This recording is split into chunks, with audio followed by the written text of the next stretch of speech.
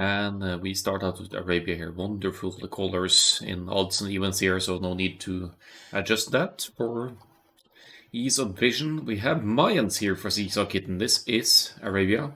So Mayans going to play the archer role here. Access to Eagle Warriors when in a pinch, but the mobility is on the Lithuanians here, Seesaw Kitten's teammate.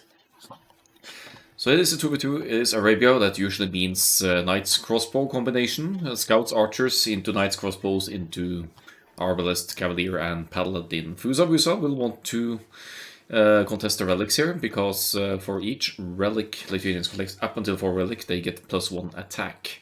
And looking at the relic disposition here, it's not ideal for our purple friend here. They're actually all very far away from the Lithuanians base. And 4 of the relics, or at least 3 of them, very close to the Incredibles team here. So while it's not the most important thing on Arabia to contest the relics, you want to keep it in mind when you are up against Lithuanians. So this is pre-patch Arabia, so the woodlines are more scattered, not just in the backside here, right? They're a bit all over the place. And golds, all golds, well, main gold, at least quite close to TC for Seesaw Kitten here, which is useful for the Mayans, but I'd label this one kind of exposed as well. So gold access could be an issue here with the third one here on the hill as well, not ideal.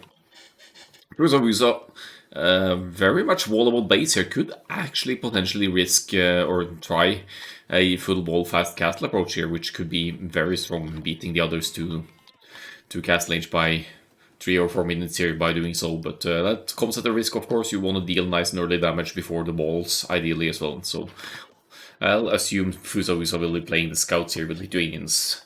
Deer in the back could even long distance hunt those if they feel like it.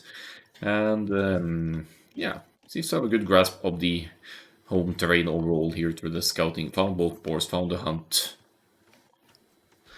And as far as I can see, all the sheep. Now let's see for the other team. Lin here with the Japanese will have amazing men-at-arms as an opening if you want to. Japanese probably going to play the archers role here for Lin as well. Scouts, archers, scouts from the Khmer, archers from the Japanese. They have fully upgraded arbalists. For situational uses, Japanese actually get fully upgraded cavalry archers as well, but certainly very situational. Don't think we'll necessarily see that in a 2v2.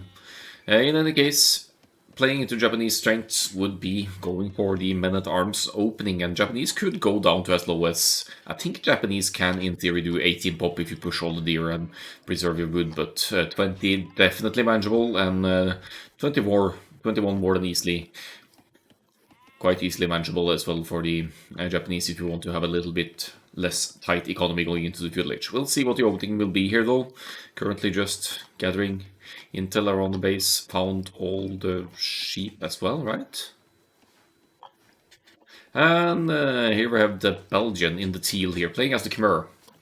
Perks of being the Khmer is that you don't need a single building to unlock any other building in the game, as opposed to all of the other civilizations, so Khmer can have some amazing transitions through the ages for that reason. They also have a civilization bonus that they can hide inside houses, so you don't necessarily need to stress full walling your base as the Khmer, because you could just garrison villagers inside houses and you'd need to kill the house before you can kill the villagers. Back gold for Seesaw Kitten, but in exchange a very open back, no backwoods in fact. So this is like the opposite of the new Arabia here. This is pre-patch Arabia. Thanks for the follow, Lin. So what are we looking at here? Villager counts, very much comparable here. More idle TC time overall, but then again Seesaw Kitten with the Mayans gets 1 free villager to kick off the game. So that 30 seconds just kind of compensates for that villager. I see him going to gold now, or them, let's make it them. Barracks going up, this has to be the men-at-arms opening for the orange player here. Fusa didn't click up, well, just clicked up in fact. 21 pop for the Lithuanians. Comfortable population to go up on, it gives you a very healthy economy leading into the village, but beat by the Japanese. by 1 population here, with Lean Credible now queuing the militia and going for the 21 pop men-at-arms here with the men-at-arms here with the Japanese. Scouting seems on point as well, as found the berries, which will usually be your first target when going up against a cavalry civilization like the Lithuanians. They need food for their precious scouts in the village.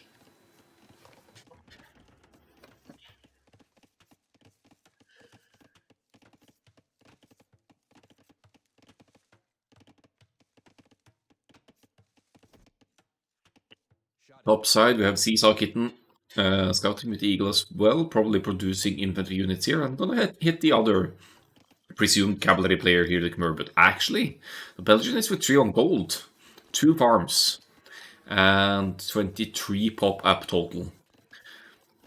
I guess this could mean a extremely cheeky and risky straight fast castle approach here for the Belgian. It could be rewarding.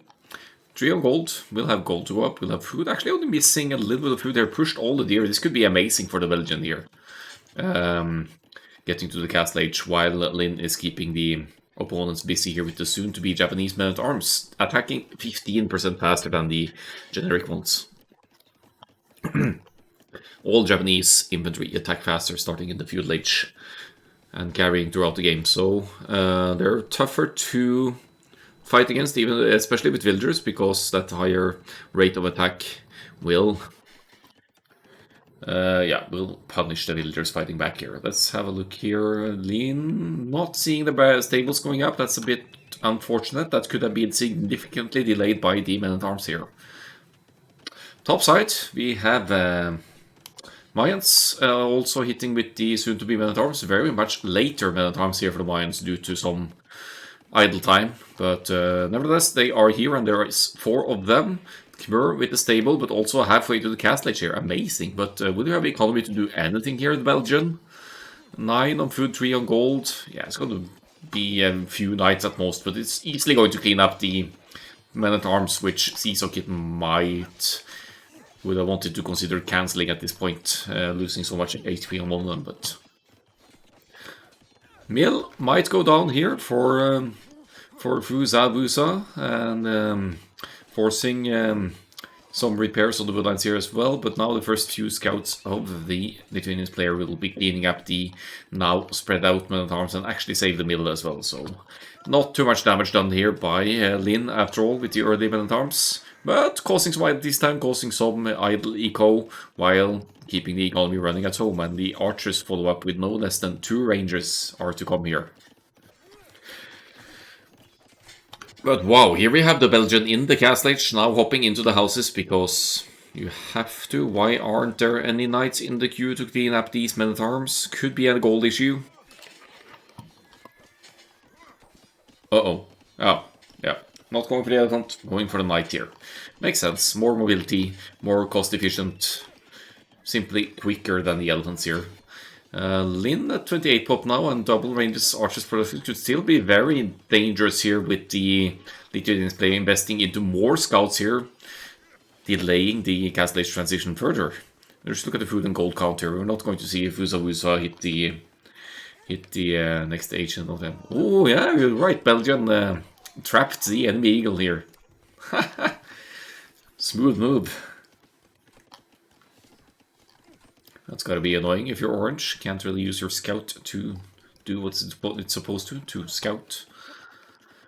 Alright, Southside Vuza with 4 scouts out now. Could consider trying to hit Seesaw Kitten here. It's still quite open to the left side of the Seesaws. Well, what I'm messing up with colors, you could consider who's gonna hit. Yeah, I could hit either of these players. I'm confusing the team colors, but what I mean is these scouts need to attack. I hopped through the house to make the palisade. Nice.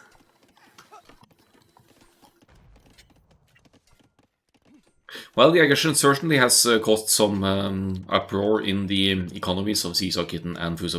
The idleties timer, especially for Seesaw Kitten here, kicking away.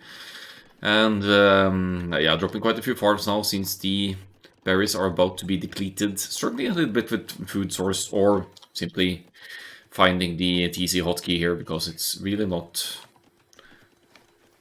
villagers being queued here. Hello, the Belgian. Just as the Knights Raids of the Belgian enters Seesaw Kitten's base, he stops by in the chat to say hi. 1 villager down. Good value already from the Khmer Castle here, but yeah, I don't know what's up. You gotta use the armies here. Another villager, most likely. She should be dead and done for. What comes at the cost here for the Belgian with this fat cattle is that you won't have the most amazing eco behind this. We have enough villagers and gold here to sustain double stable knights, but you can't say the same thing about the farm eco here. So while the Belgian has 5 knights, the economy behind it is suffering. Oh, Farman official, the host himself with the raid here for the first of 2v2 AOE Leagues 2v2 sets today. And just for context for the alerts, they are my own recordings. Had some fun with messing around with the game tunes. Welcome everyone. This is the first game of this best of 5 between Small Furry Creature and Lean Credible Snuff. And I'll be focusing on the aggression on the Mayans player's base here. While you want to hit the mobile player, that is the Lithuanians, it's a good call to hit the Mayans as well, because they have such amazing economy. Forcing a tower here, great damage. Lin will be losing some of the archers and skirmishers here though, and just in general, don't make skirmishers in team games, because there will always be an enemy player with the cavalry from the bucket. Oh, so Snuff was, that's the basis for the name, I see. Well, nice of the Belgian to hop in then, as it's broken through the woodline here on Seesaw Kitten's side. And taking out quite a few villagers. Look at this, 6 villagers down. L'incredible Flemo. Nice, okay. New team name obviously needed. How many villagers inside there? 5 villagers inside the tower, but tower has minimum range. More villagers will go down. Spearman investment, sure, but no upgrades whatsoever for the Mayan spears. Mayan's player is going to suffer heavily to the pressure from the Khmer Castle Age player here. Still 200 food to go for Castle Age from Mayans, but what's that gonna do now that you're down 10 villagers? 73-67, so due to the idle times here, the villager difference overall is negligible. We also have Fusa with Wheelbarrow going into the next stage here, so Lithuanians might still save the day here with much better, not much better, but a bit better eco than the Khmer player.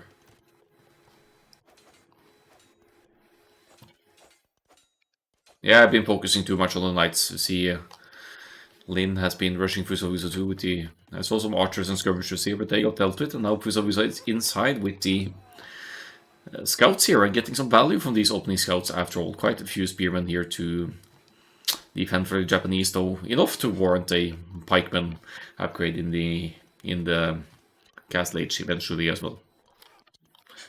And Farmban says thanks for casting, and you're most welcome, of course. There's always a hole. There's always a hole. Let's go back to the knights here and see them pounding away at the houses here, rendering the Mayans player homeless. 10 knights, about to be 11 for the Belgian, who also has the highest villager count here, and will be with a solid cavalry numbers lead over the Lithuanians. Do not run too much close to the TC with only +1 defense though. That's going to cost you some knights' lives, and this is just not enough knights to take out the TC, but looks like the Belgian is going to hit Fusa next now, which I think is a good call with the Lithuanian player just reaching the Castle Age. Will at the very least be forcing some quick walls behind here, and if the knights enter at the appropriate time, this TC could be denied as well.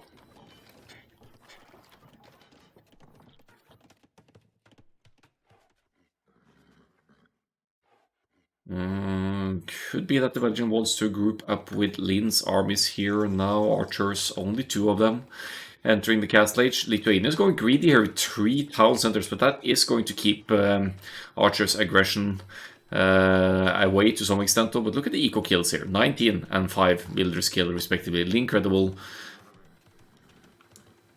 Flemo, let's call them that, or just L'incredible for short. have the army lead, or army strength lead at the very least, and they have an equal lead behind this as well, multiple theses or not. 2 additional town centers, and the monster going up for Fuse Officer, so definitely wants to contest these relics. Which I consider a good call.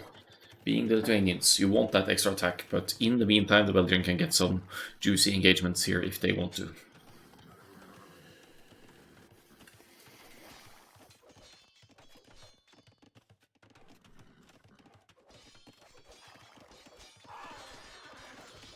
+2 is in, +1 attack as well. So definitely outmatching the Lithuanians for now. Some quick Lithuanians, pikemen joining in here, and quite a few of the knights now going down for the Belgian. Still, they keep the score lead. They are keeping the own enemies at home, while Lin is adding a second town center on the gold to further protect his golds from Mayans archers or Lithuanians cavalry plays as well. Let's see here, will the crossbows focus fire the pikes? Indeed they will. And sending in the spearmen as well, good addition there. With the Japanese making use of all of the armies moving forward here.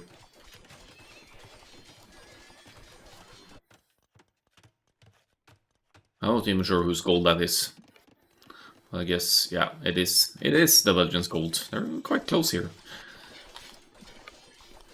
Cattle Age in for Seesaw Kitten as well, after losing 19 villagers, while in the Feudal Age not getting too much value out of the early men-at-arms and getting trapped at enemy base. 13 knights and counting for the Belgian here now. What's the... Yeah, we have 2 stables producing here. If you see... If you look at the numbers here, even another stable might be justified here. Maybe a bit short on food to do so, but that would speed up the production. If you have lots of units... Queued like that, you're either not spending your economy consistently enough, or you're in need of more production buildings. Spearmen running in here, +2 attack for the Belgian as well, so until the Lithuanians can collect relics, they will be somewhat evenly matched here. Good flow of crossbows from Lin here as well. We'll be needing ballistics at some point sooner rather than later, and preferably thumbering as well to deal with the enemy cavalry more easily with the crossbows here, but still you could use the crossbows to try and snipe pikemen in this jolly mess here, and they're certainly keeping up the pressure on the Lithuanians here, the more mobile player.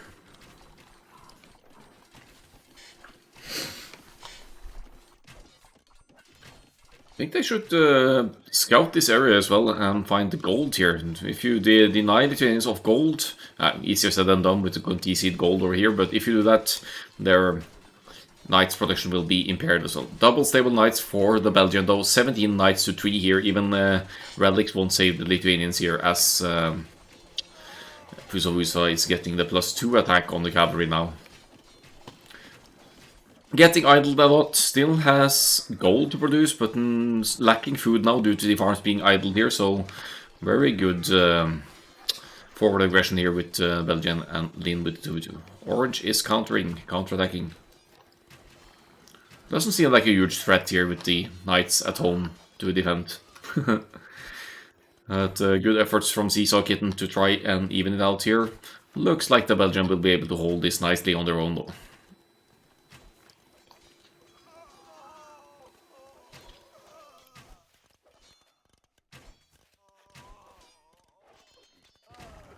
Oh! Yeah, that's all done for Seesaw Kitten there. Now left with only 6 crossbows again, and moving back home to regroup with the current armies. I'm seeing Spearmen in queue, maybe to join in with the forward forces later. But this is where it's going down. 9 knights and double stables consistently producing for the Belgian here. Seems to have good control over the situation here now. Lin also delays another stable from the Lithuanians here, desperately wanting to catch up in numbers. But yeah, the damage has really been done here. If you look at the Eco KD here, 22, 1. Very strong forward here. Very strong forward by the teal and green. This spearman actually poked down an entire building. There's a knight here as well.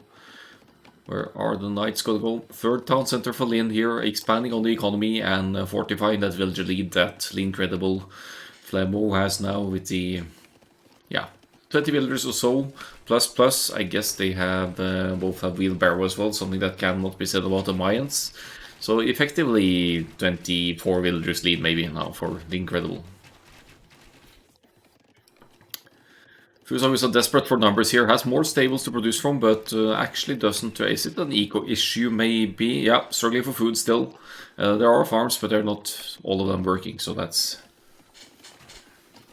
the situation. Don't mind my skirms in game 2. Ooh, I know what to look out for. Nice. Nice. So what's up over here? Some more Khmer Knights and the 2 defensive mangonels now moving forward to engage here. Shouldn't have any big troubles breaking in here, and gold spots for Seesaw Kitten here in... Well, one protected by the castle. I like that castle. It's on the hill and it's protecting 1 gold. But this one, certainly exposed. Could be idled here.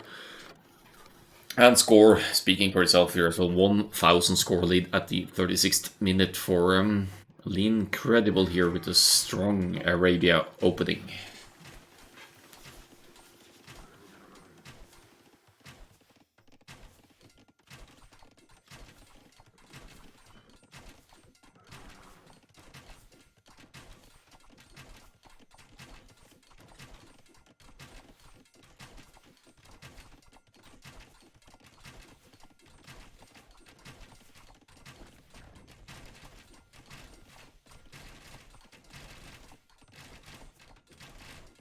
Hey, Halbert, dear Henry.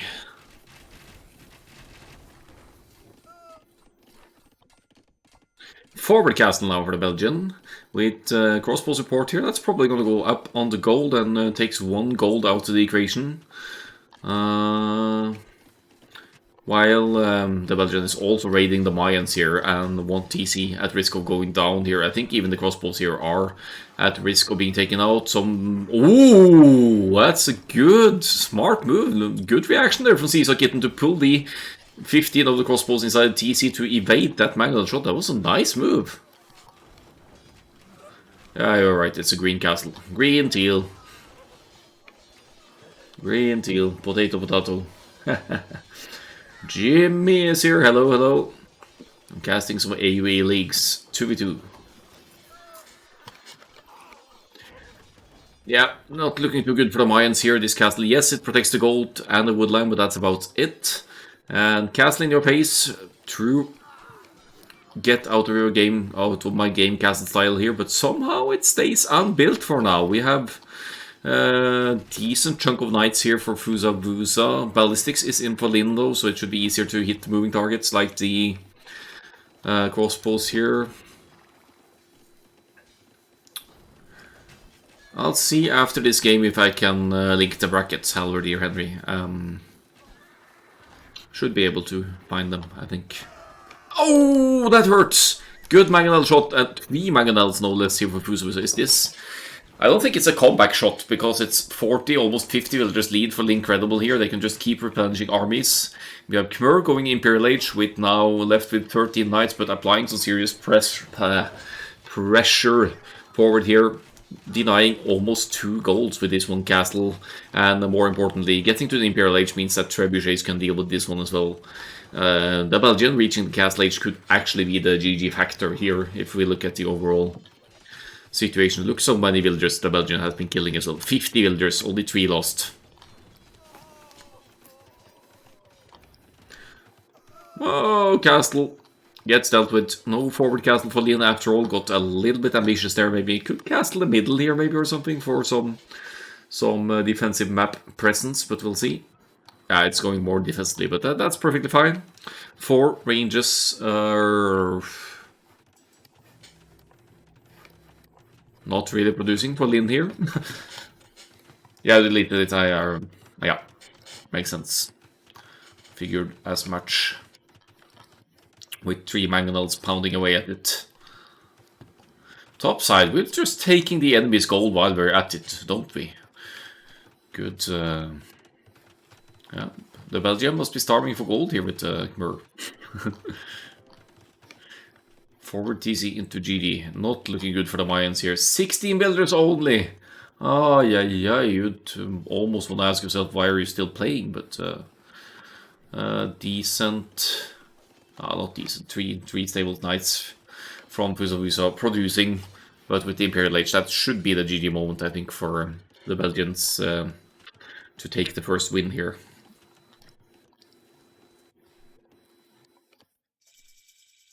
There we go. More stables going up. Are we going to see a flex with some elite battle elements here or something? Let's see for the Belgians eco. Yeah, maybe not yet. Lithuanians hanging in there, defensive castle on place, but it's going to be Cavaliers against the Lithuanians. What's the relic situation? In fact, one relic. Yeah, and the GG is called, of course. And understandably so. You don't easily fight off Imperial Age armies when you yourself are at an eco disadvantage on top of it. 61 knights for the Belgian, 46 for Fusa, and crossbow numbers not far behind, I guess, for Lean Credible here. Let's have a look at the graphs here for stuff, eco upgrades and whatnot, and we'll dive into game 2.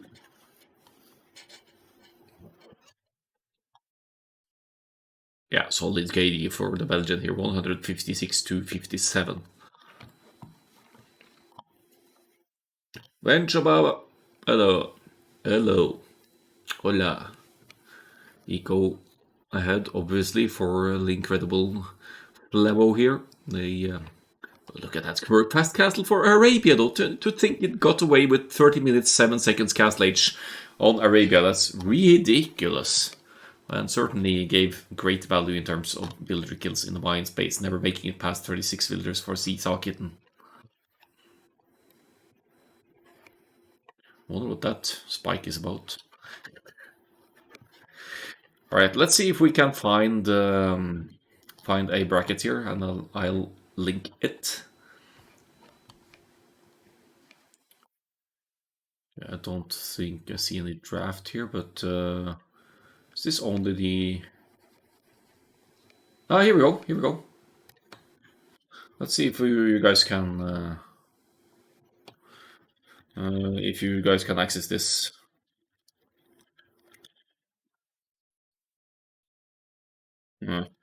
Once more.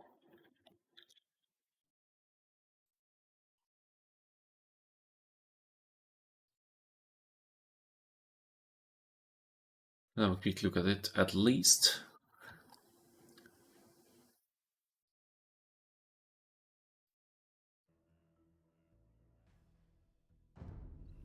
Not any spoilers, just saying. I think I just showed unintentionally showed the results there, but that's, well, I guess quite a few watching this know the actual result anyway, so that's the way it's gonna be.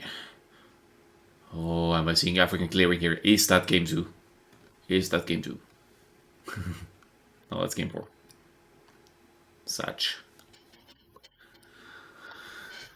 Looking forward to that though. But Golden Pit is game 2. Yeah, I should have renamed those files because this takes a... Oh, that's Sokotra. I said Golden Pit is game 2. Okay, cool.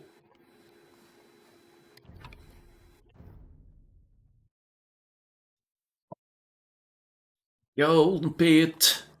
Alright, game 2, everyone. They're sticking with the same colors. I love that. Easier to distinguish between the players. And yeah, let's just dive into it and have a look at the Zibs. Lin now playing the Archer's role again. Gonna play the Ethiopians here. Faster firing Archers, gonna come in handy, but also very smooth Men-at-Arms opening if Lin wants to repeat the success of the previous game on Arabia where she went Men-at-Arms, 21 pop Men-at-Arms. That's something Ethiopians can easily do as well, because they are granted 100 food, 100 wood upon reaching the next age. The Belgian now, this time around, playing the slabs here. With, what is it, 15% cheaper siege, which can definitely come in handy to break buildings or big archers' armies. And yeah, slabs, they have the Boyard that got buffed a patch or two ago, giving them essentially almost elite Boyard, almost paladin-like stats. So that's a good substitute for having only cavalry available. Oh yeah, have a good night's sleep then ciao baba. So slabs could still play the scouts for sure. It's they have amazing farming economy, so there are lots of options. Also in the Imperial Age, should you fall behind in terms of cavalry numbers, slabs are the go-to to deal with these kinds of things if you are able to get to Drushina, the unique technology in the Imperial Age, because that's going to come in very handy for your halberdiers and such, dealing damage to adjacent units. We saw with the Burgundians for this one. Solid eco, obviously. Seems like a fairly easy wall off for Golden Pit as well. Early Paladin comes to mind, and Cast Age Cavalier, but lacking Bloodlines, of course, which is a significant setback for the Burgundians against other cavalry civilizations in the very late game. Cavalier in Cast Age also quite comparable to Bloodlines Knights, except for the fact that Bloodlines or Cavaliers get another +2 attack over Bloodline Knights. Topside, Lin is scouting enemy side, dangerously close to enemy TC here, but seems to be getting away with it for now. Where we have Seesaw Kitten with the classic archer civilization, the Britons. 20% faster working archery ranges as their team bonus, and the civilization bonus getting lots of extra range for the archers. +1 range in Cast Age, +1 range in the Imperial Age. Add to that, if you have a cast, you can research Ye Omen for another +1 range, ending up with Arbalists with 5+6 range when all of the upgrades have been researched. Belgians has lost the will to war. Well, F for the villager then. Some idle time as well, struggling a bit for food or panicking after losing the villager maybe. Ikohedi, that's 0-1 and no kills for non-elders. That's a Gaia kill right there. Yeah, a bit rougher start for Incredible here on this one. 30 villagers, no less, for the Belgian, whom I assumed had Loom at this point, being behind this many villagers, but it's in fact no Loom either. It's just the fact that one villager died, and then some idle time to top that off. Not a stellar start for the teal player here. Barracks going up for the Britons after the mill, so it's not the pre-mill drush here. No gold taken either. This could be the man at arms for the Britons actually. So let's see what they bring us. Lin also with the barracks here. Aiming for what I think can be 21 pop up here again, and currently at 20, now going to gold. Yep, last two villagers to gold, and then up to the feudal age for some militia production, aka Angry Housewives on my channel.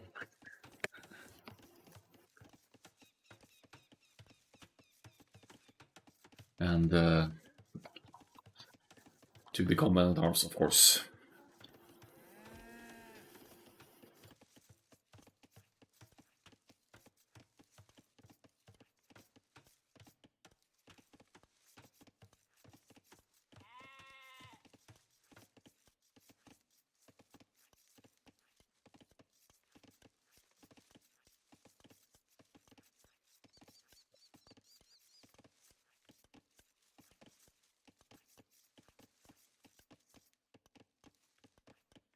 Alright, sorry about that.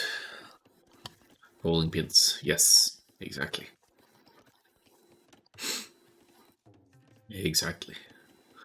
Let's see once they pop out what we mean by it. Or you could actually look at my chat icon as well. See? Rolling pin. Yeah, we can't see it here. Too grainy. Let me see if I can adjust some graphics here without actually. I think it should be okay when I'm not recording. Yeah, that should be alright. A little bit less grainy. See, that's the rolling pin. It has spikes, but that's just to give the dough some pattern when you beat it or roll it out. Anyway, scout here on the berries, which Lynn just found there after moving the scout again.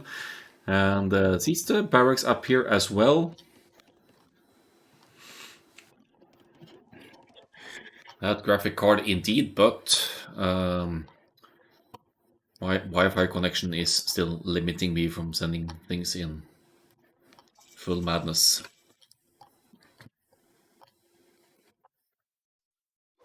Seems to be working okay for now, though. Oh, don't sacrifice the scout! He makes it. Nice. Gonna pull in towards these men-at-arms now. Beating the Britons handily to it. It looks like 23, oh well, 22 pop. No, what is this? 23 villagers up for Seesaw Kitten, actually.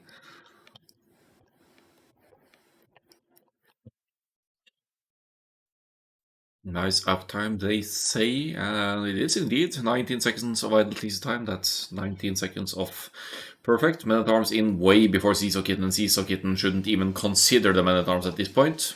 Hopefully won't click the research at all here. Hopefully won't. It would just be a waste of resources to do so. But the range comes up here, so that is at least going to be, yeah, providing a means to deal with the men-at-arms. I see some purple here on the Belgian side. Purple scout here, just missing a few tiles here now, and then we'll be full wall with the slabs here. Is he going for the straight fat cattle again here? No scouts, just cat. No, 25. Ah, boring, man, so boring. Yeah, I commend you for playing openly. That's the way it should be. That's more fun. High risk, high reward. Uh-oh, F for the scout, most likely. Did Seesaw Kitten did get the men-at-arms upgrade, actually. Actually even made more. That is a little bit confusing to me, given that you have faster producing ranges. It's perfectly fine, the Belgian. If you can get away with it, of course you go fast castle when these things happen. It just should be heavily punished in team games with when the players try to do so.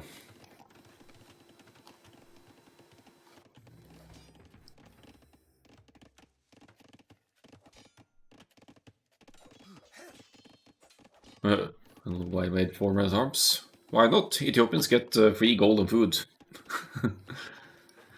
And denying gold even a little bit further for Seesaw Kittner, and I'd wager that's a win situation. Alright, let's see for the scouts here. 5 scouts, 6 scouts, and counting for the Burgundians here. Equally for a small furry creature this time around, but we have the Belgian going Castle Age again here, like in the Arabia game.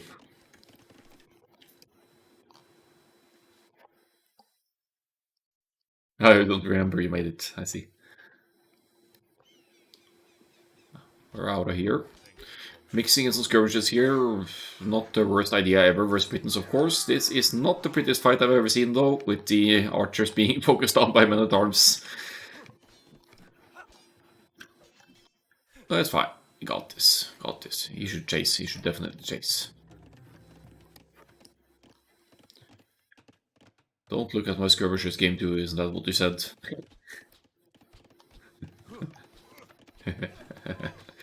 Well, pacifying your archers with fletching, they fixed the situation here. And I guess you could validate going forward with the archers here to contest this gold of Seesaw Kitten again. Seesaw Kitten reacting to the skirmishers. So Lynn actually getting amazing value from showing just a few skirmishers here, forcing the Britons player to make a stable error. I don't even see why Seesaw Kitten would make a stable here, because you have a teammate in this 2v2 playing the cavalry. There are scouts on the field already. No need whatsoever for the Britons to make scouts of their own. Ooh, I'm gonna see boyars here. Castle's certainly good for middle control for the Belgian here. Castle Age is in, but the only production potential here are spearmen for now.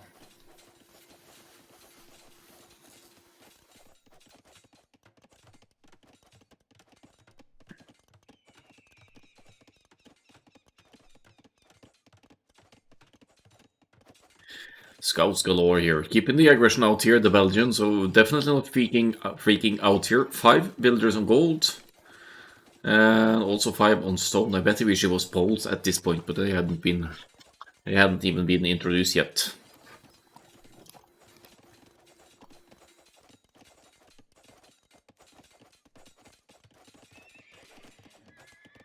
Should be a fairly easy quick wall here. The stable, of course, goes up here, but then you could place houses, palisades, whatever you need to keep the aggression out. This is sort of developing into a 1v1 on either side here, with Lin now moving forward, playing the Archers Civilization match up here. Could, I don't know if straggler tree laming is possible anymore, but then you could break through that way. Doesn't really need to though, it's open to the right hand side here, so should be fairly easy to get inside.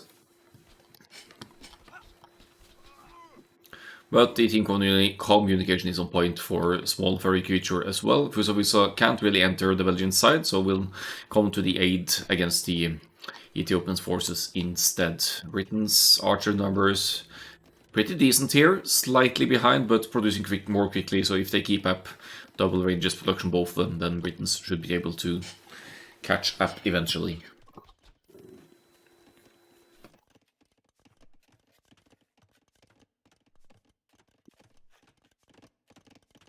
Gastelin, the planning for the Britons as well. Here I said Fusa was going to come to the aid of the teammate, but he's just going to go to secure the middle instead. What's that going to be? Town center, probably, once the Castle Age kicks in. Aiming somewhat for the middle here. Ooh, on a lunch break or what? I refuse to work until Castle Age sets in. That's my goal in life. There we go. First TC, quite close to the edge, because why not?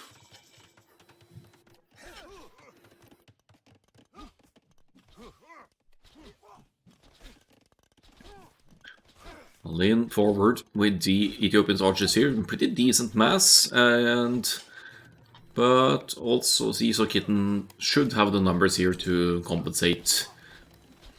And as long as the Belgian isn't providing in cavalry, which is not the case here, Zizo Kitten could actually add skirmishers here as well. Laming farms is fun. Such a douchebag move, come on.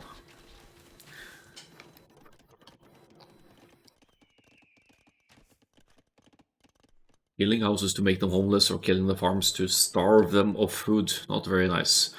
Good call to pull the archers away though, with Castle Age on the way in here, 2 ranges currently producing, and crossbow, Bodkin, hopefully right around the corner here. Belgium has lost 4 villagers, what happened here? Is it in the middle? Ah, it's in the middle, I missed that. Fusa with the Burgundians Knights doing some work here on Belgians. Cast Drop Witch. With Bodkin maybe, eventually we'll range this TC, but for now I think that doesn't range a lot of the income over here.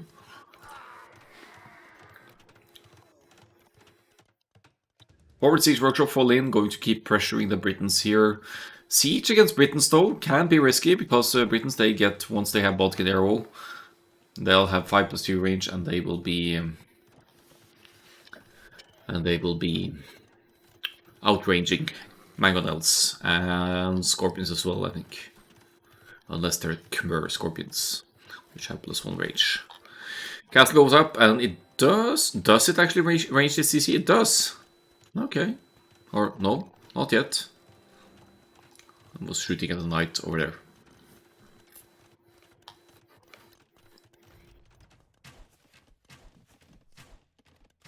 But there are other matters to attend to here. Bloodlines, wheelbarrow for the Belgian. Again, are we going to see the boyars? We are going to see the boyars. Nice. Bloodlines all the way in. Defense, +1 defense is in. Boyar crossbow. So not any nice knight's crossbow from the slabs here. It's boyar crossbow, which is cool. 90 to 93 villagers. Nothing too significant here between them. More idle TC time overall for small furry creature, but we do have 2 town centers. 3 town centers. No, 2 town centers for the Burgundians here, so they may be able to establish a villager lead as the game moves on.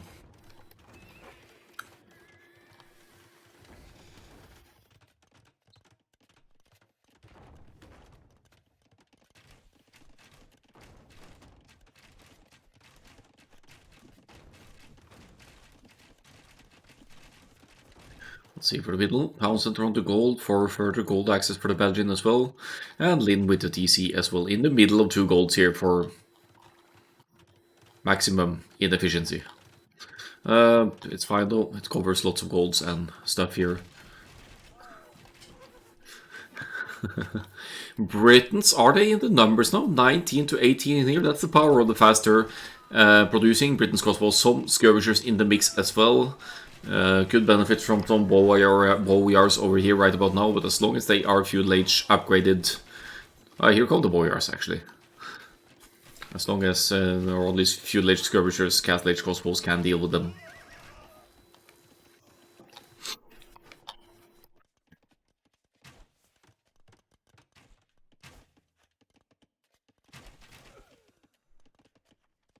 Who do we call this, a lean efficient TC or something?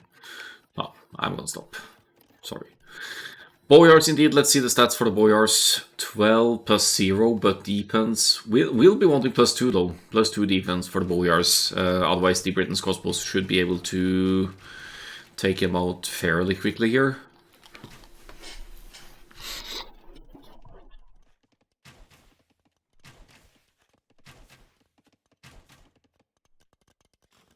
Siege workshop in the middle for Fusabusa. Maybe wanting to ram down the castle here, but with boyars popping out, that's not gonna work. And I'm not sure if I understand the placement or plan with the siege workshop here. Yeah, it's gonna die quickly to the boyars here. Middle control, full control for Lincredible Flambeau now. Britain's crossbows doing some work. And again, the eco situations are comparable, 112 to 107. I can zoom in a little bit, but I'm looking at a massive screen here, so it's a bit difficult for me to tell when it's too much zoomed out. Napoleon with the raid, thank you, my friend. Hope your stream went well and games are what you were up to. Much appreciated.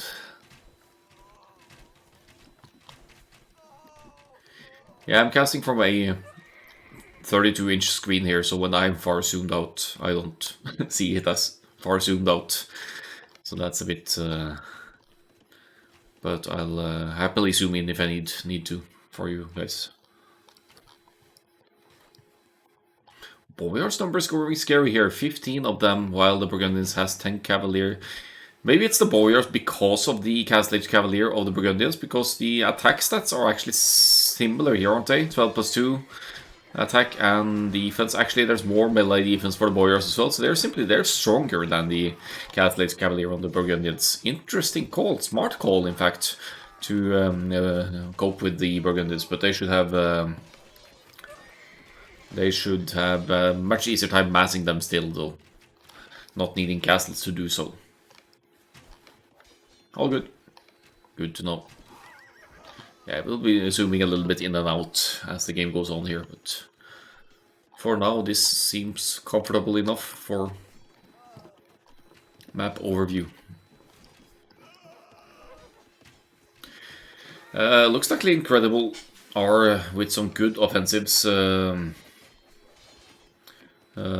far. You only need 1 castle to resemble 2 steps, so really the Boyars produce that quickly.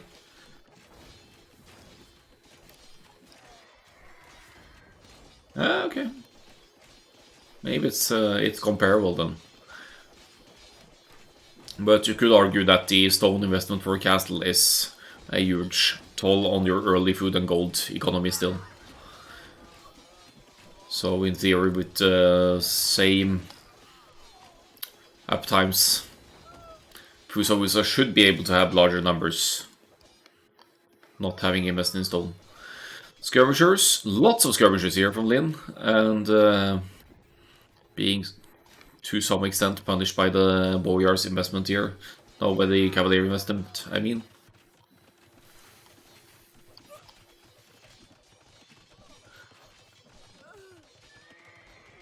Castles in the middle for most of the players here now. Burgundian castle is up as well. Looks like there's more than one in the planning here. Heavy stone investment. Is he gonna go for the unique unit here? The Coustillier? Could be. I'm liking the middle positioning of Lincredible, though they seem to be in a good spot here as Seesaw Kitten is dropping a castle at home base for some protection against raids and skirmishers entering. Light Corporal, hello. Welcome.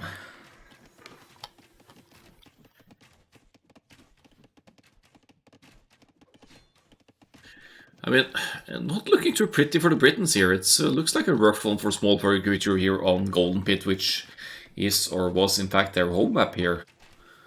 Boyars numbers increasing, 2 castles now producing them, 25 boyars, and counting the army production of the Belgian is simply, it's just overall better so far in the game. Battering rams for Fusavusa, probably with the middle castles in mind to try and ram them down, but with so many boyars on the field, I don't think that's going to succeed. Excuse me. It's not a match that's boring, it's just me being a bit on the sleepy side here.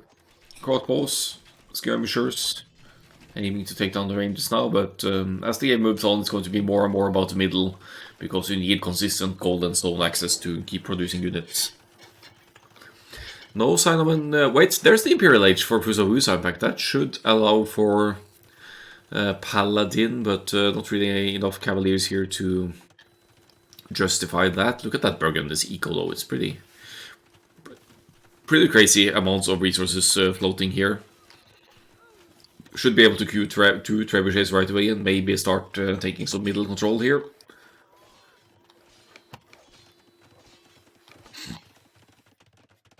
While Fusavusa's target seems to be the Belgians' home base.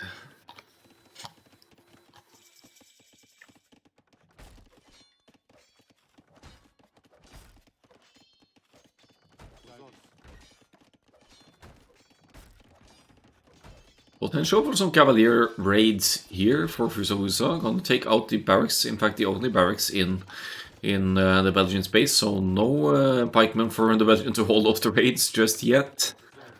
Yeah, could be decent raids for Fusavusa here.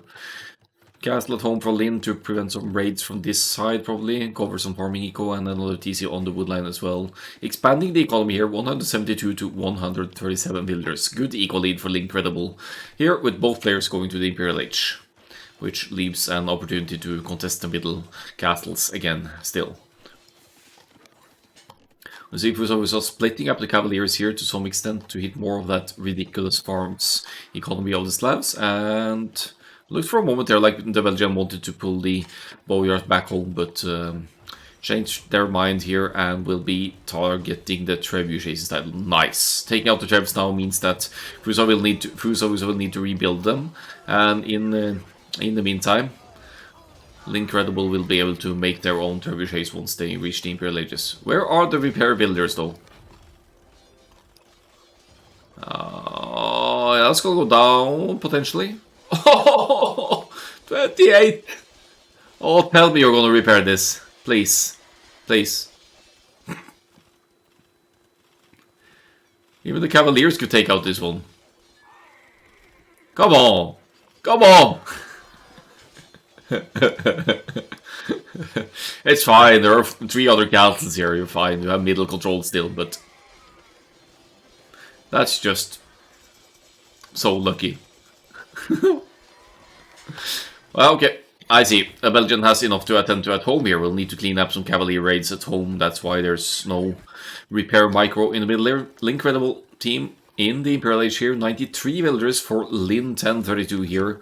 Gonna go for the... Where's Arbalest? Siege Engineers, what's the plan here? No Bracer, no Arbalest. Prioritizing Siege Engineers here. I'm confused. Maybe it's for the Treb Wars in the middle. Siege Engineers for the Trebs. I like that. Extra damage, extra range.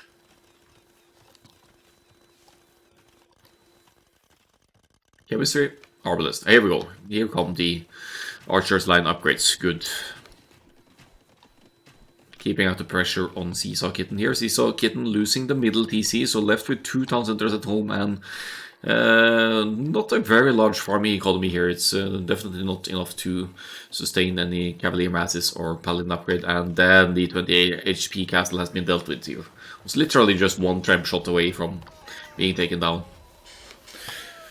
But the counter-attack is on point as well. 16 plus 1 range for Lin's trebuchets here. One castle about to go down. Second one will follow soon enough. We'll be wanting more trebuchets out on the field here, though, to speed up the process a little bit here. Seems like Link Rebel are stabilizing here. Boyar's doing some work. 12 Boyars only now, so Belgian has been taking losses as well. But here comes Elite Boyar. That's essentially almost equivalent to Paladin for the slabs. And, ooh, longbows. Longbows from the Britons here, but the GG is called. And we're starting off with a 2-0 here for L'Incredible Flemmo. Boyar's beat Paladin. Yeah, that's true. Their stats been buffed recently. Good point. Well, again, presumably harder to mass, even with their creation speed and whatnot.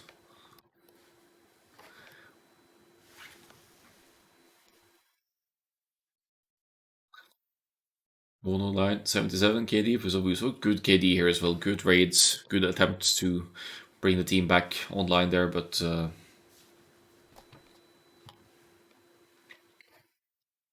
overall economy better for the Slavs and Ethiopians here to end the game. Cast Imperial Age, not for the Britons. Longbows, yes, but lacking the Imperial Age upgrades hurts at this point. While the APM, let's have a look at those as well. Is this single queuing builders at the start or something? Click, click, click, click. Let's go and see if we can find not group tree, but game tree.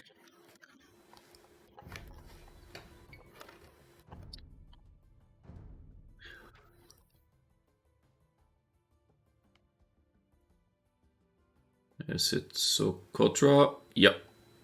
Cool. Socotra next. Nice, juicy, messy map. I'm just gonna get myself something to drink. I'll be right back. Wait, actually, I can't take a drink early on Socotra. I need to look out for lames. Laming elephant is basically meta on Socotra. Once you have found your starting resources, so I'll have to be on the lookout here.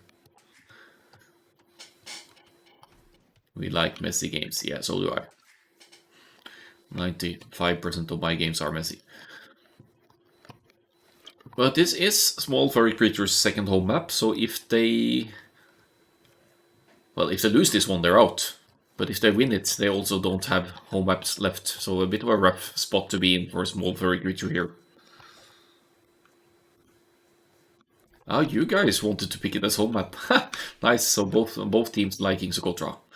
That's cool.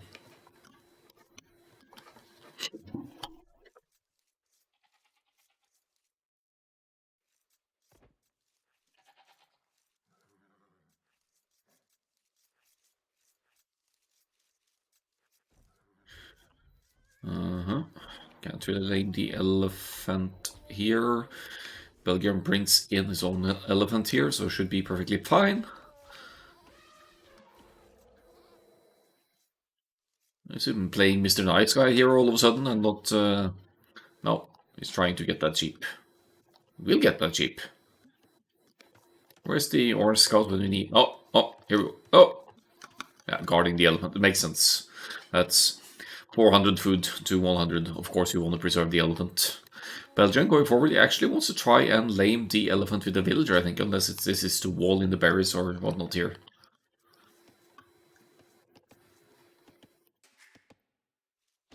Yep. That shouldn't work, though. That shouldn't work. Loom or not, that shouldn't work. Just saying. Oh. Block the elephant! Ah, good job. Good job. No, not good job. Oh, it's just so annoying. Oh. Garrison! Yeah. Oi, oi, oi. Oi. Great start for the Belgian here, managing to lame the enemy elephant. Good job, not good job. Yes, exactly. Seesaw Kitten did exactly the right thing though. Used their own scout to try and block the elephant, but that's so difficult on these maps when the distance between the players are so short. So that is 400 food more for the Belgian here with the Koreans, while Seesaw Kitten with the Saracens will have to find alternate food sources. There you could push in the deer of yeah, everything is deer or boars in AOE 2, we all know that, but these are in fact zebras, containing as much food as deer usually do. Some solid, significant idle time here for the Saracens, but I guess we'll see how that plays out. What's the situation on the downside here?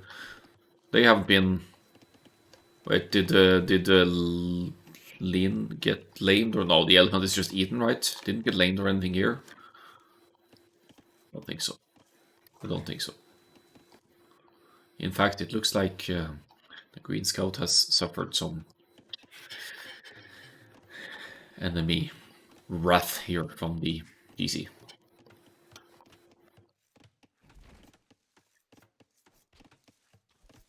Be right back, just a quick drink.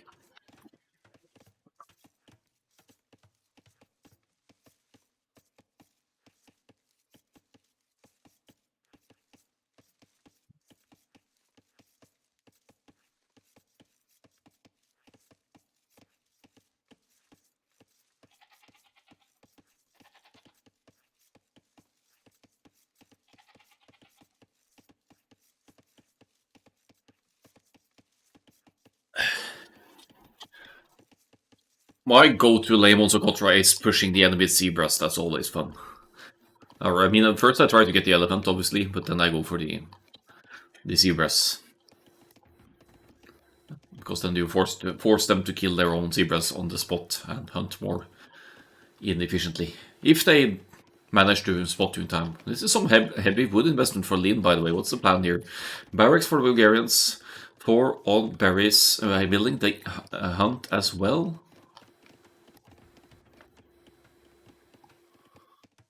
Yeah, it's gonna be the men-at-arms something here for Lin. Yeah. You don't strictly need to mine gold for men-at-arms for Bulgarians. I guess you need 10 gold to get 3 of them, but Lin has more men-at-arms in mind here, I think. 2 on gold. Pretty standard-ish men-at-arms build here. 22 pop if the... Yeah, like... Still lacking some food to go up here. The Belgian, however, with the lamed elephant and the bonus 400 food, the thriving seesaw kitten of the elephant food as well, is going to go to the next stage here with the Koreans at 20 pop and beat everyone else significantly to it. Oh, no. Why? Why? Seesaw kitten, why would you farm around the mill? As opposed to the TC. Oh. Farms are so much safer under TC if you go for it. Alright, couple of militia forward here for the Saracens players. Seesaw Kitten gets the archers with the bonus attacking against buildings. Fusabuso, the Franks. Surprising pick for them, Socotra, in my opinion, because Franks would just shine so much more on other maps, but maybe it's a bit of mind games here. You don't necessarily expect Franks on Socotra. And the cheap Franks Castle can, of course, come in handy for map control on Socotra as well. Koreans, Tower Rush. Apparently the Belgian thinks this is Woobly 2017 or something. And Seesaw Kitten, now desperately wanting to stop this tower from going up, manages to run in here, sends in the militia and the villagers to make quick work of this Korean's tower. Seems like we have some walling going on here as well. Barracks for the Franks. Likely gonna go for the scouts here, I'd assume. But Lin with the Bulgarians men-at-arms on point here, making at least 4. Possibly more, we'll see. Which means, again, that once Fusabusa gets the stables up, Fusabusa will need maybe 5 scouts or something to deal with the 4 men-at-arms, maybe even 6. The tower investment and the fact that Seesaw Kitten had to rush it down with villagers to cost some serious idle time here sent all of the villagers over, and now yeah, back to farming in home area here for the Saracens.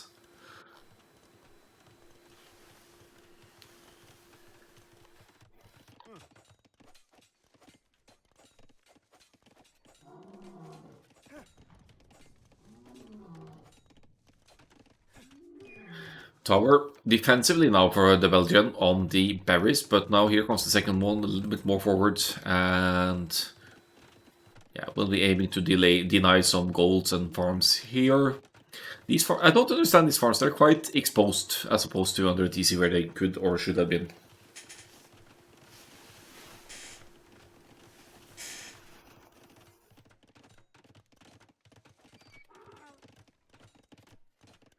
What's up on the other side? The men-at-arms still at large here for Lin, but look at this beautiful back woodland of Vuza. That's going to be safe for a while yet.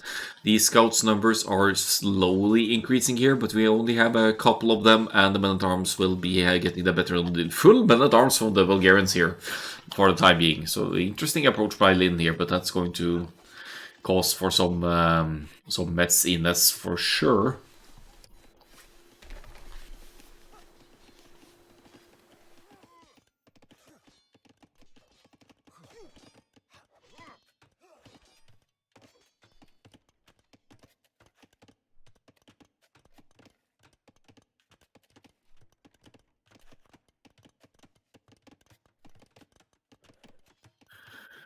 Scouts looking for damage here. They might still be... I think they'll be able to get in here before the walls are complete. It's only 2 scouts, so could easily be fought back even with villagers here. And the barracks is here, so Lin could go for defensive spearmen if need be. But that is going to be a dead villager, so value from Fusavusa's scouts forward here now. 3 villagers killed by Seesaw Kitten, 1 killed by Fusavusa. Belgium has lost 4 villagers here to a... admittedly not so successful Korean's tower rush so far.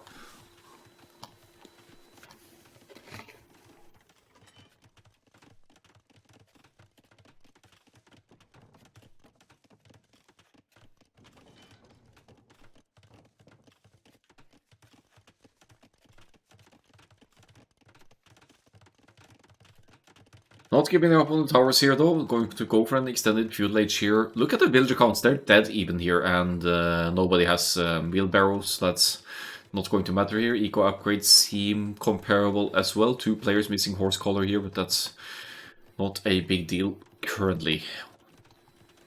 Ranges for Seesaw Kitten though, but the way the Belgian is placing the towers here means that Saracens archers, even though they have bonus against buildings, they can't comfortably sit underneath the towers here. Looks like the Belgian is considering some skirmishers here eventually, because now dropping the barracks could also be archers of his own here. 4 men-at-arms now in the woodline of Fusavusa here, and there we go, another kill. 6 villagers down for Fusavusa, but Fusavusa has been getting value from the scouts forward as well. Amazing here. Keeps it open here still, and Lin actually pulling the men-at-arms back home now to try and deal with the raids. Good raids from the Franks here. Lots of idle, eco time. And...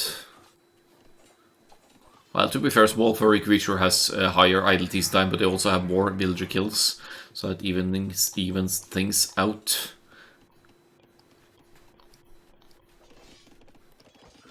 Yeah, men-at-arms certainly getting value here. 6 villagers killed, 6 villagers dead, or Lin 1032 here.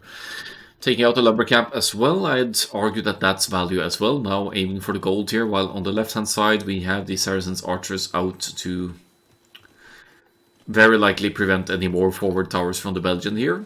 And scouts to get another kill for Fusavusa as well. 7 villagers killed now as Lin takes Fusavusa off gold, which isn't necessarily a crucial resource for the Franks right now.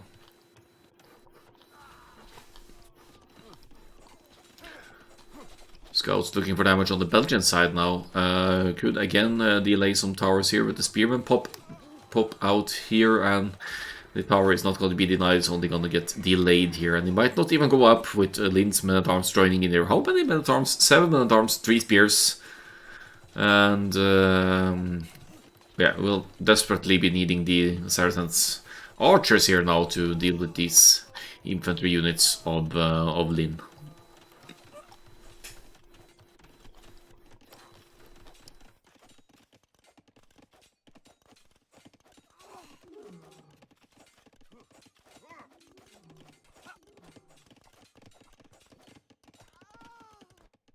Looks like Lin and the Belgian are both...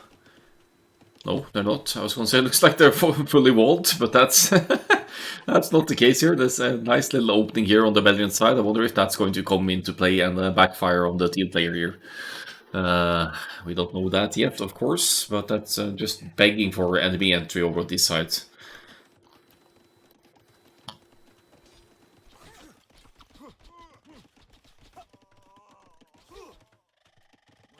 Archers doing some work as well, and Frank's archers.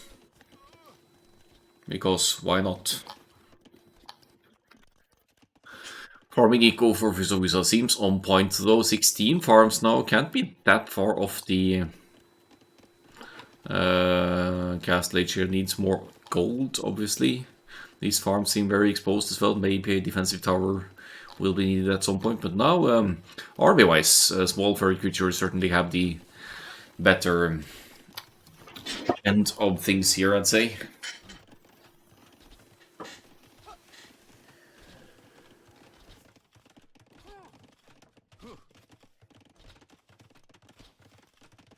Ooh, wonder why my score is so high at this point, says the Belgian. Do have quite a bit of kills though. We have 21 kills. And I guess towers, buildings count for some score as well.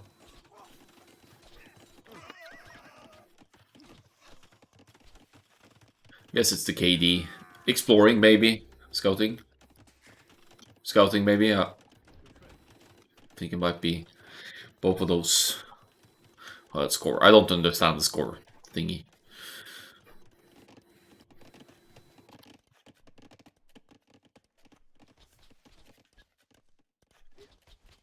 Ooh, Saracens archers now moving out, and no response here for the Incredible to that, but the Castle Age is right around the corner for Lin. That could mean knights here for the Bulgarians.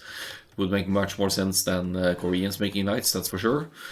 Could of course consider skirmishes here as well, if you look at the food and wood income here. But there's an investment on gold. Fairly safe gold over here, so knights definitely an option here for Lin. Koreans forward again here. Castle Age now 2 minutes away. We have Franks 1 minute to go, but Lin is going to be the first one in the Castle Age here, and will be doing what? Longswords committing to the... Why Longswords when there's shit tons of archers in your base though? Frank's gonna provide some knights here soon enough, and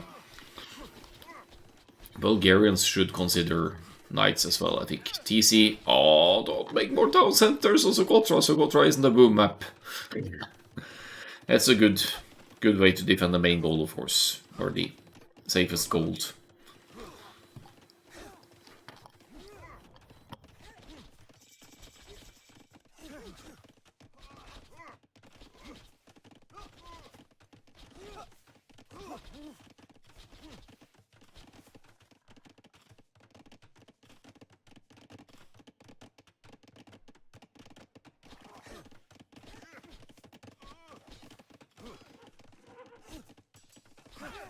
Archer's not really doing too much here for the Saracens. Castle Age on the way, should be unlocking crossbows eventually. Castle Age in for the Koreans here, which means guard tower is up here.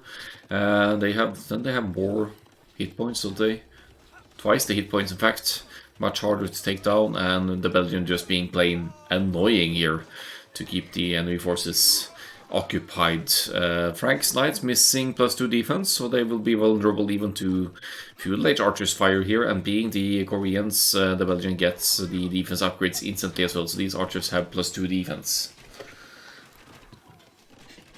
Random university in the middle of the field here, because why not? And Fuso was so desperately trying to protect 2 golds here. Now we're looking at lots of action and aggression here also, Kotra. Yes, we do have the knights now for Lin here, and also a defensive mangonel to try and get some hits in on Seesaw Kitten's archers before they can become crossbows here. Knights, no armor whatsoever though, so they can't really... They can chase... Yeah, they can't chase these archers. I think quite a few of them are weakened though.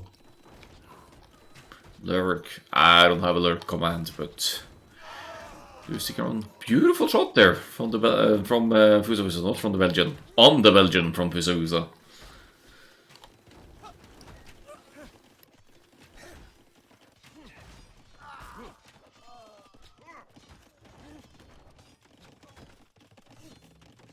Rangers producing. Where's the crossbow upgrade? Is the eco crippled here for Seesaw Kitten? Lots of wood. Where's the market? It is here, so you could easily adjust the economy here with the Saracens market. There we go. And as I said, that's exactly what's happening here.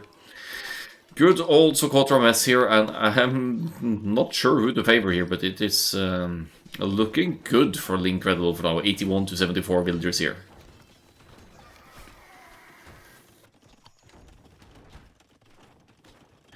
Guard towers should deal handily with mangonels here, no problem. Unless you force repairs on this mangonel, the tower will get the kill. Not sure what the Belgian is wanting to accomplish with the villager here. Okay, it's gonna hit the ram, by the looks of it. Map position and map control, arguably in Lincredible's hands here. They did say that they were considering Socotra as home map, but a small furry creature picked it before them. 28 military to 14 though, that's never pretty numbers to have against you, so there's certainly a chance that small furry creature can turn this around with pure army numbers here.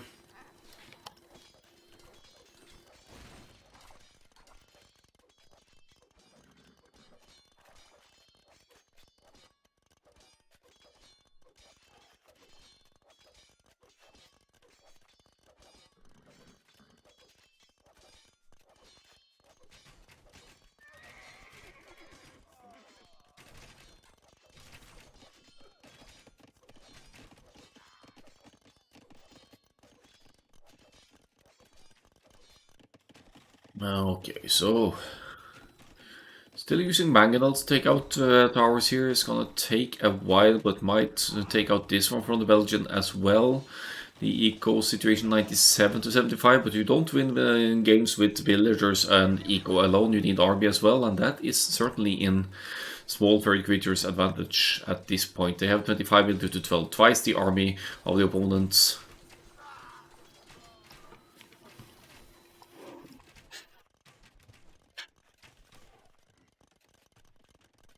Huh. 3 ranges now for the Saracens. Easy to keep production going if you have the Saracens market to tweak your economy as needed. Food eco, 1 villager on food for Seesaw Kitten here. So much wood could easily be turned into more farms, but yeah, seems to have had the food eco idled here. A second town center for the Saracens here on the woodline as well. Playing it on the safe side, going for the boom approach here, while Fuso drops the first cheaper Frank's castle here. Oh, good hits from Lin there on the builders. Loses 1 mangonel to knights though, but does get some good hits in. Joe Alex, hello. And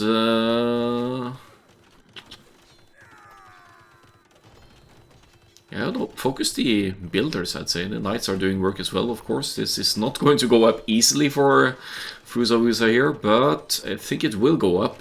And then again, fortifying the positioning of the 2 golds here, which is great news for a small furry creature for their further army efforts. 4 town centers for Lin here. Are you kidding me? 4 town centers, so-called try. I'm not sure if I've ever seen that. Farming looks nice, and yeah, protected here. Still only one stable producing the knights though, so the clock is ticking in terms of army numbers here. Yes, massive eco lead, but you need military to win a game. Here comes a castle in the middle for the Koreans, which will unlock the potential for war wagons, which are a strong unit on any map if you're able to mass them.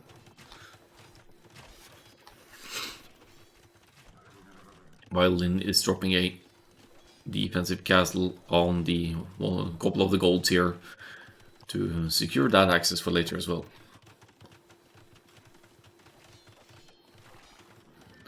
No crab posts, indeed.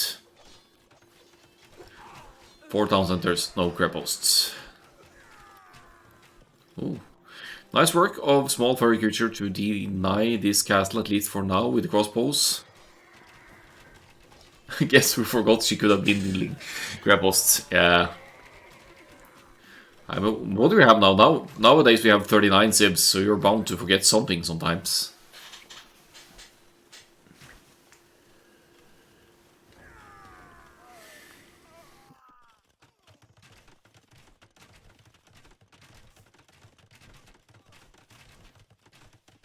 Yeah, castle goes up, I think. We saw... Ooh, okay. Still delaying it a bit. But then again, there's the guard tower again to deal with Mangonel pushes here. And eventually, I think this castle goes up for the Belgian. Whoa, that one got lucky. What's the HP? It's a 1 HP. 2 HP. No, 1 HP! That's one lucky male villager. Almost sacrificing his life for his people here. What a champ.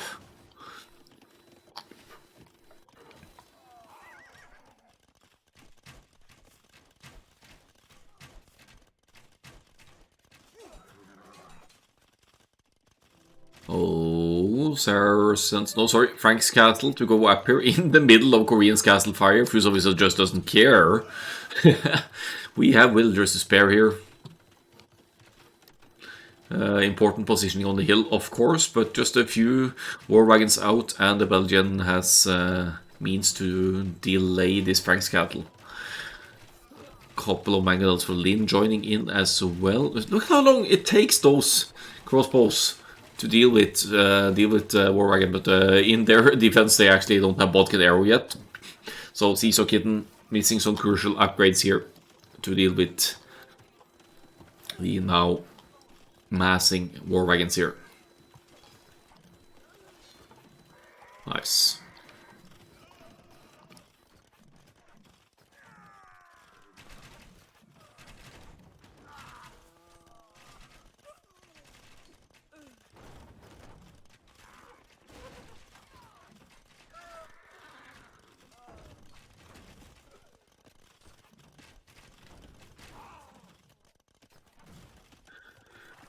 I guess the eco advantage is kicking in here for Incredible. We have Koreans going to the Imperial Age here as well. Hasn't been the sling or anything. Is that even allowed?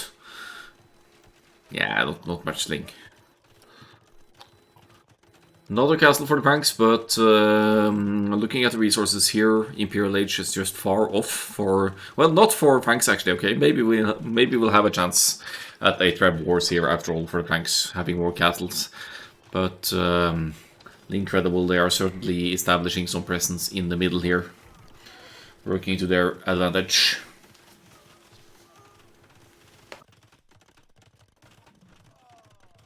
We'll see. War Wagon's doing work here. Let's see the Eco KD again here. It's lots of villagers killed this game, but the Belgium at 48 to 24 here actually now taking a positive Eco KD here. Lin, long-term plan for the cheaper siege row upgrades for the Bulgarians here, maybe. 3 siege workshops now. Has been making some mangonels as well and playing as though she were slabs here or something like that.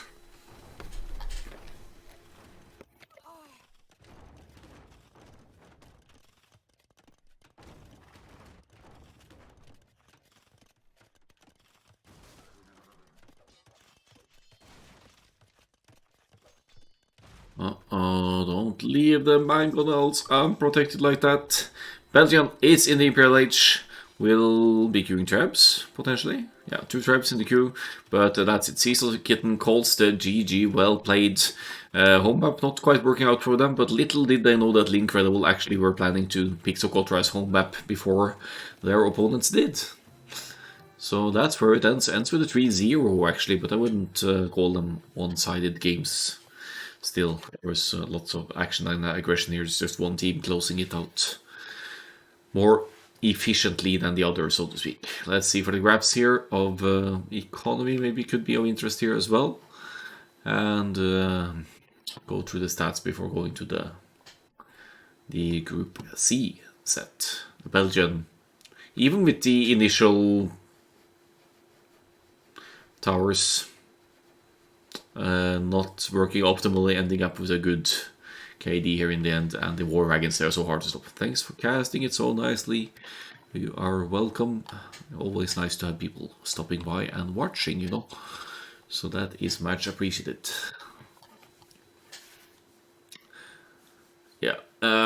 400 extra elephant food, boosting that fuel age time and delaying CISO accordingly. So a bit of a nasty opening, but that's Socotra for you. All kinds of laming happening on Socotra because you can, due to these small distances.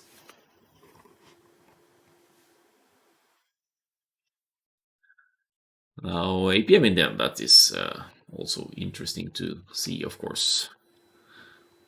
I don't know what was going on here. Repair micro on towers and pull on madness, baby. Who knows? But that concludes the Group E set. We'll be going to Group C right on here. So that's going to be the next one. Let's have a look here at the recorded games folder. 35 builders. Who had 35 builders? Oh, you're right. Yeah, with Saracens. You use the market. You don't need villagers with Saracens. Kappa.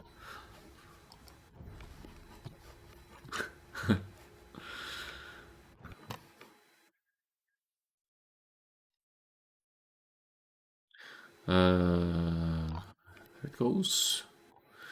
Here they go. So we'll have GG versus Siege Engineers next. But looks of it. Let me just see to confirm. No, wait. Oh, that's Group A.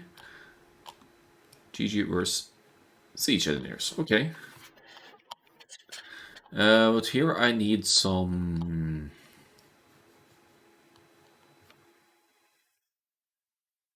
insights as to who is playing for each team. Because honestly, I don't know that for Group C. Let's get the first one. Anyway. Oh, they have GG in their names. I am saved. Thankfully. Eh? I think that's some earlier patch bugs. Oh, come on. Group C. Not CX, but C. Let me fix my title as well, and we'll just be moving on with some more casting here.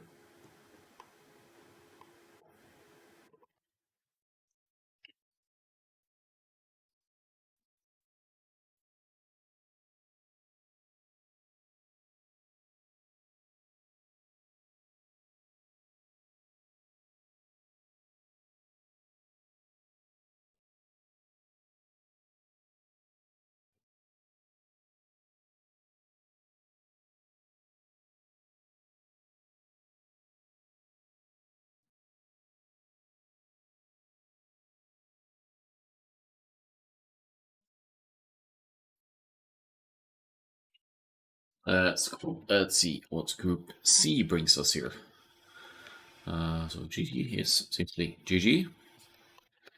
And the other guys are called Siege Engineers.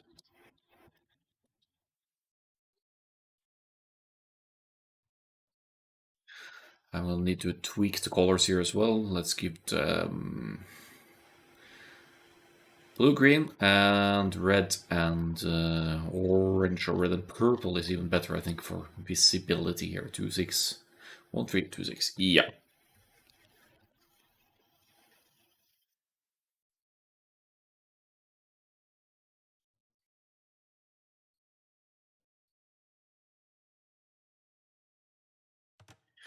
So we're back on Arabia. Always the first game. It's Siege Engineers versus GG. Best of 5 here. And let's see what kind of civilizations they have in store for us for this one. We have GG is Danny Boy, oh boy, oh boy. Let's just call him Green, I think. Playing as the Lithuanians. Very solid cavalry civilization, gets the relic attack boost per relic collected. And if you look at the relics here, again, not optimal for the Lithuanians player here to have one, but at least one quite close to home base and one in the middle. The others going to be rougher both to scout and collect eventually. Teammate for Danny Boy here is Kaibab with the blue here, playing as the Ethiopians. Fantastic archer civilization, one of the go-to civilizations for team games. Archers flank or 2v2 here in this case, where faster firing archers, plus 100 food, 100 gold upon reaching each next age, facilitating any kinds of upgrades that cost food and gold, if need be, once you get up. Now for the opponents here, we're Wayne here with the Bulgarians, likely going to play the cavalry role here. We might see conics, we might not. Bulgarians have their unique building, the Krepost, which can produce their conic unique unit, but they want to get a castle at some point as well to research stirrups, their castle technology that allows their cavalry to attack 33% faster. An upgrade you can't really see on the stats, so you'll have to... Yeah, you could get some nice advantages in fights with stirrups research because your opponent simply can't see it. So if you're fighting with equal upgrades, Bulgarians can win with the faster attack. And finally, in the red here, we have West Emnet with the classic Arabia strong civilization again with the Mayans here.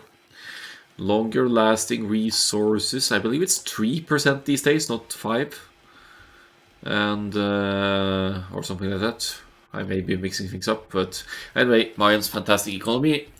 10% cheaper archers in the feudal age, 20% in the caste age, 30% in the imperial age, and they also have access to elite eagle warriors with their unique technology upgrade to give them extra hit points as well. So lots of things going for them for the Mayans as the game moves on. We probably won't be seeing a lot of eagle warriors in the 2v2, but you never know. What we will see, however, is the Mayans player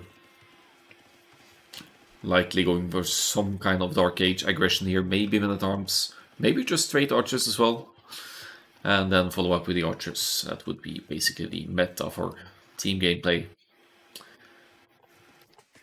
2 versus 2 games. Ooh! Green is on the move here and tries to get a little snipe on the Bulgarians villager. Idles a lumberjack though, which is going to have the impact Wayne's wood income here. If Wayne, due to the pressure, forgets to task a builder back to wood, it's actually going to struggle for wood for the barracks and or the stable here eventually. So good value from the opening scout of the Danny Boy here already. Didn't get the builder kill, but did manage to take one builder completely off wood here.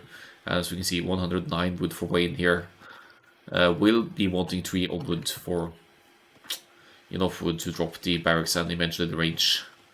Kaibab trying to obstruct some pushing in deer here, or zebras rather, but takes maybe arguably some unnecessary hits to the opening scout here.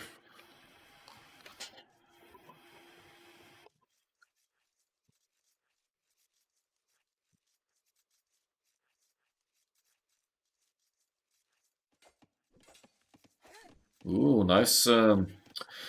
Nice attention forward here by West Emnet here to send the Eagle Scout to delay the barracks significantly here of Kaibab. That is potentially going to delay Demon at Arms. We have 17 pop here up for the Lithuanians. 18 pop, sorry. 17 villagers up. And that's going to be a nice and early Scouts opening here for Danny Boy, who will have no problems finding targets on either either enemy side here, seeing as no walls have been started, and no significant walls have been started by either player here. 20 pop and 22 pop up for the siege engineers here with Wayne. Let's see for Wayne's wood count again. Now he's with 9 on wood, so he should be fine here. 2 lumber camps. Barracks going up before the feudal age research reaches 65% or whatever it is, so it's going to go up, but actually needs to bail on the barracks there and rebuild it somewhere, so that's going to delay. Oh, you need to drop the foundation now! Get the barracks! Yeah, Wayne is definitely going to suffer with the scouts opening here now, not having the barracks built yet. Here it comes again, but with only 1 builder, that's going to... it's tasking 2 builders now, it's still going to be delayed. You want your barracks to be completed by the time you reach feudal age, so that you can drop the stables instantly and start producing scouts. This starting scout of Danny Boy has been getting value here. He's idled so much. Did green actually destroy the barracks? Oh, yikes. I didn't notice the wood drop there, but that's even worse than that's fantastic value from green. Who now has 3 scouts out, 2 in enemy base already, and going straight for the Bulgarians, who will likely be the cavalry player for this one.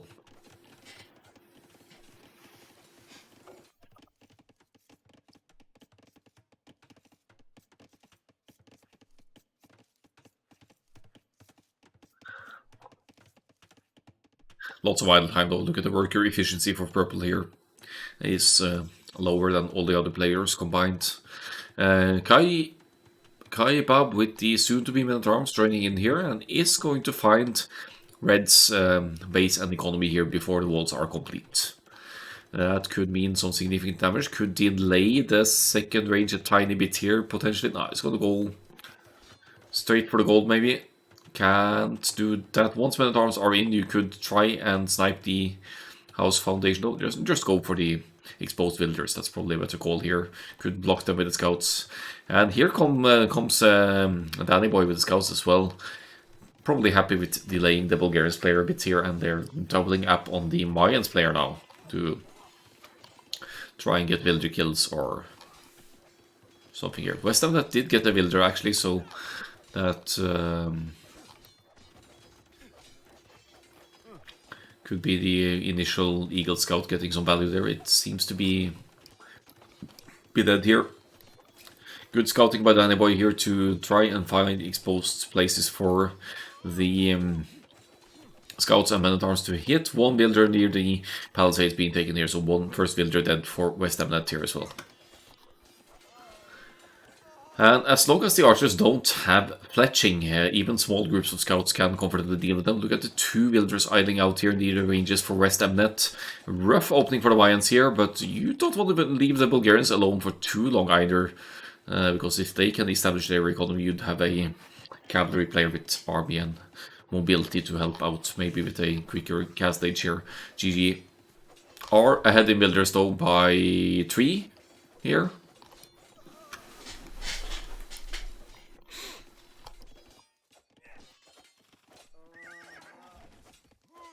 Oh, almost another builder there.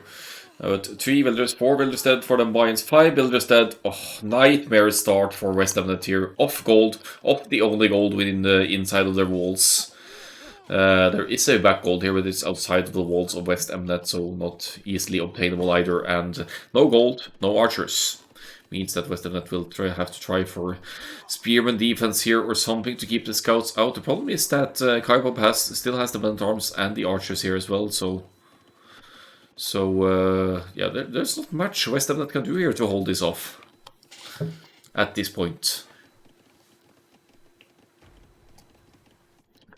Here comes Kaiba with another flow of archers as well, and the team coordination of GG seems on point here. They're not letting over the pressure here. They're idling so much of West Amnet's economy here. 2 minutes, 33 seconds idle town center time as well. And behind this, yeah, no player quite planning to go Catholic yet. West Amnet is floating lots of wood, but that's because West Amnet hasn't been able to spend that wood on archers, missing the gold needed to to afford them.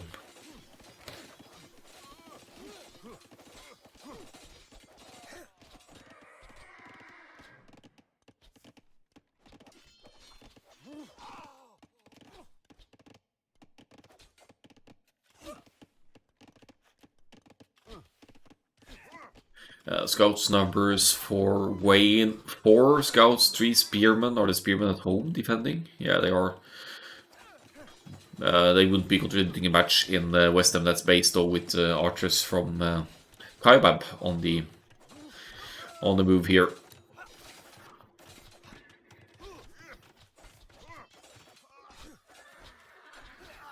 Such a solid forward by GG here. They seem to have this Arabia game in their hands. Let's go back to the Eco KD here and see 9 villagers dead now for West Ham that back on gold at least, so there's potential for archers production. Not making skirms, that's not really going to work out with the scouts numbers on the field here now. But probably feels like it's a necessity to deal with the archers alone here. But what we really need is, I don't know, a lot more archers. Maybe consider a defensive tower on the gold. That should keep at least the archers away. Military situational 27-13 here, GG. They're just owning this this game so far. And no sign of any cat-place transition for any player here. 21 builders only, and idled a lot here for West Ham. That this could be a very quick Arabia game if this pressure keeps up from GG.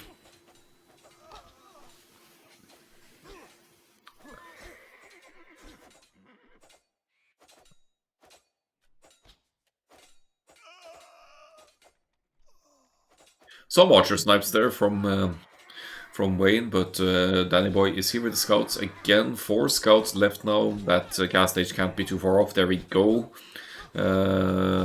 Should be clicking any moment, provided that the buildings are in place. Yeah, blacksmith, stable, gas stage. After wheelbarrow. Oh, it's doing wheelbarrow. That's the issue here then. Do the scouts have upgrades? They actually don't even have upgrades here, but they've certainly proven their worth here, as Kaibab just camps at West Ham. That's gold here, who does have a... We can't call this safe, but if you'd walled to the edge of the map here earlier on, being West Ham, that would have been a potentially safe gold at least. Easier said than done when you have a double masses of army in your base though, in 26-14, which is the case now for GG. With the cavalry player up to the cast age and Wayne with the Bulgarians here, just nowhere near a cast age. Oh, never mind! He's going cast age, sorry. I was looking at resources at the wrong time. But still, 45 seconds or so behind the Lithuanians here. And looking at the overall economy and setup here, I think Danny Boy is in a better spot to pump out those first few nights.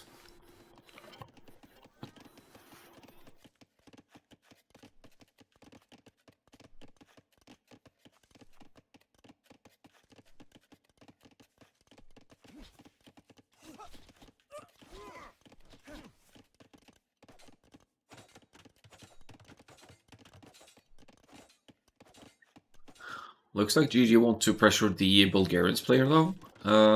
Second stable, kind of on the way, but not started yet.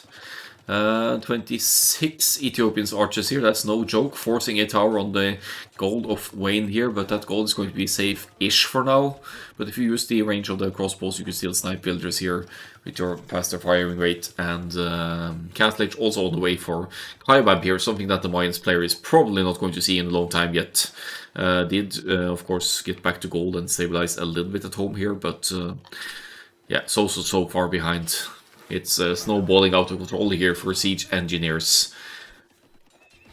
+1/+1 for the Knights. That's the case for both of the cavalry players here, but we had 3 stables for the Lithuanians, only 2 for the Bulgarians.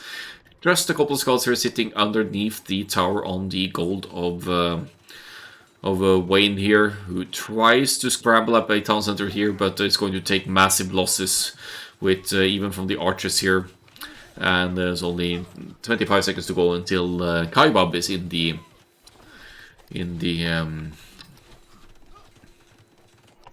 Castle Age as well, and has access to crossbows. And does get value there. 18 villagers, 7 villagers, 19 villagers, 6 villagers dead for siege engineers here. They're just miles behind now, almost 30 villagers behind at the 25th minute mark.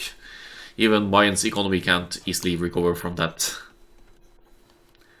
7 knights to 2 knights here. By denying the gold of Wayne, you've also crippled Wayne's knights production potential here. Crossbow and Bodkin on the way for the Ethiopians here, staying somewhat close to the teammates units here. Scouts finally dealt with here, but now look at the masses here. They're good team coordination here between the GG team members. They could arguably stay closer though. Well, it looks like Kaibab is going to snipe some precious reinforcements here of Wayne and picking off a few knights just out of nowhere there. GG well played is called. The first game goes to GG, and we'll be going to Siege Engineer's home map after a look at the stats.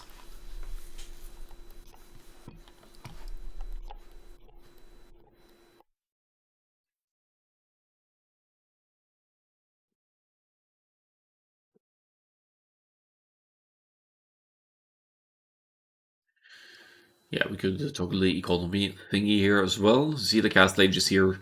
Mayans obviously looking at the eco tab here, nowhere near the others in the progression. Also not providing nearly as much army, and Wayne does make it to the castle age, but did fall victim to some early pressure as well, not able to match the scouts' production of the Lithuanians. 38-14 for Kai, but that's lots of those are villagers actually. I think he killed 20 villagers or something in the end. Ecos on point, they were never threatened at home, aside from the very opening scout of the Mayans getting one villager of the Ethiopians there. 8-28, that's 18 pop scouts in the team game here, and seems to work out well for the Lithuanians. Thanks for stopping by, Alien, and have a good dinner.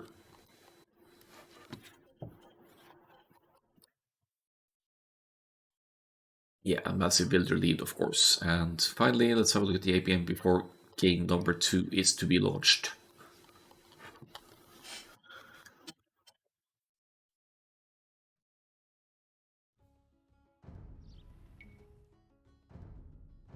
So game 2 would be Siege Engineer's home map, and we are going to Lombardia. One of the maps I quite honestly dislike, but let's go for it. We seem to have the same line up here. Let's give Danny Boy the green here, and West Emnet can be red again, and we'll give Wayne the purple, so we have something similar to the previous game here. Lombardia is the map of choice, and we have Siege Engineers here with the Slavs for Wayne, and West Emnet with the Chinese. Chinese likely going to play the archers into crossbows into arbalests here, while the Slavs player on Lombardia you tend to see castles and unique units more often than on many other maps, so we could see boyars here. Otherwise, knights or into cavaliers should be working out for the Slavs for a while as well. Good while. As Lombardia, you start very close to your teammate, making it easier to team wall, and more often than not you'll see the players actually walling.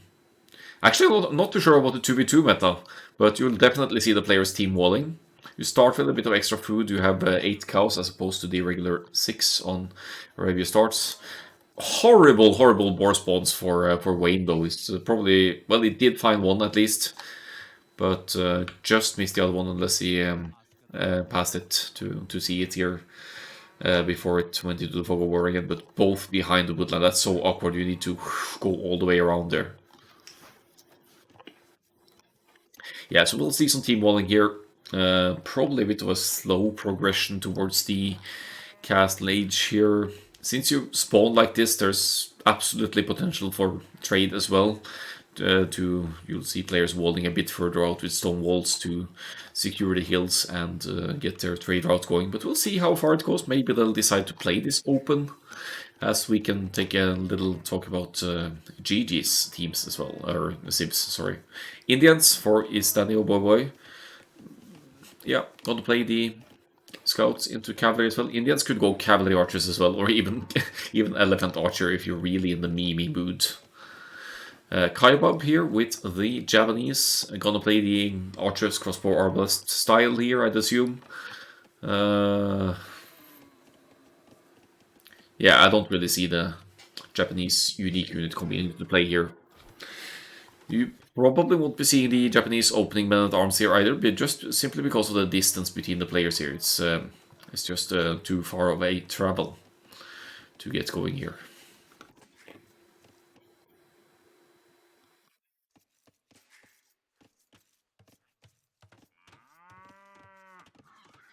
I think I'm gonna risk a little bit of fast forward here actually, because this map is kind of slow to get started. Not seeing any... Yeah, a little bit of walling here from Wayne. Could be that the plan is just some local walling like this and then extend for the trade route later on.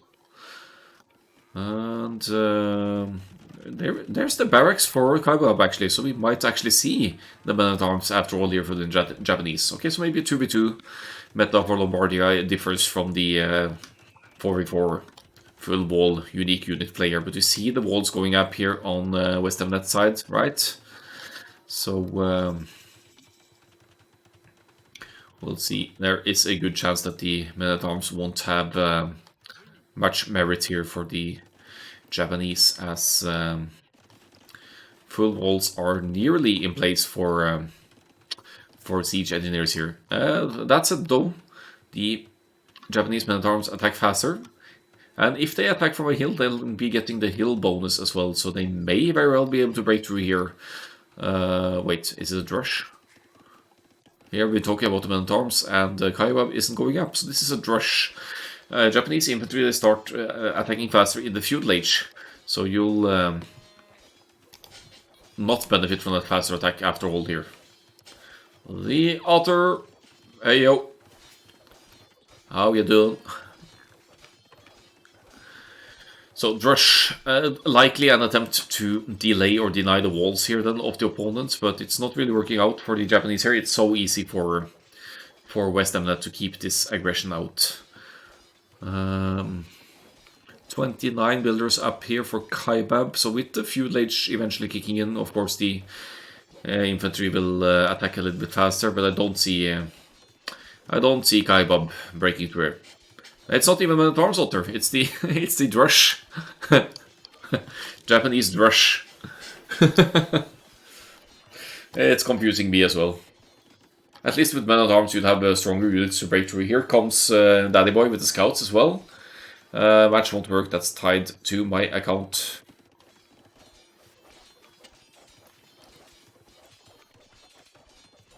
But you can get the ratings by the player with exclamation mark rank.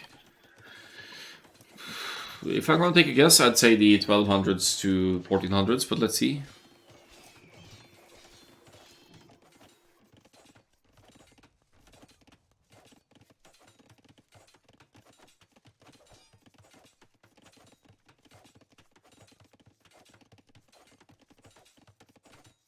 Yeah. Hey, don't overestimate 1300 players. And also, if the GG are anything like me, they don't play Lombardia, so they wouldn't know what to do either. Hey, I'm 1300. I've been drushing on Lombardia in the team game. Drush and scouts and whatnot. Yeah. But they're clearly not making it through here, to put it that way. Kaibab is in the feudal age now, could maybe even consider the men-at-arms here to make an opening, but it's very likely not to succeed.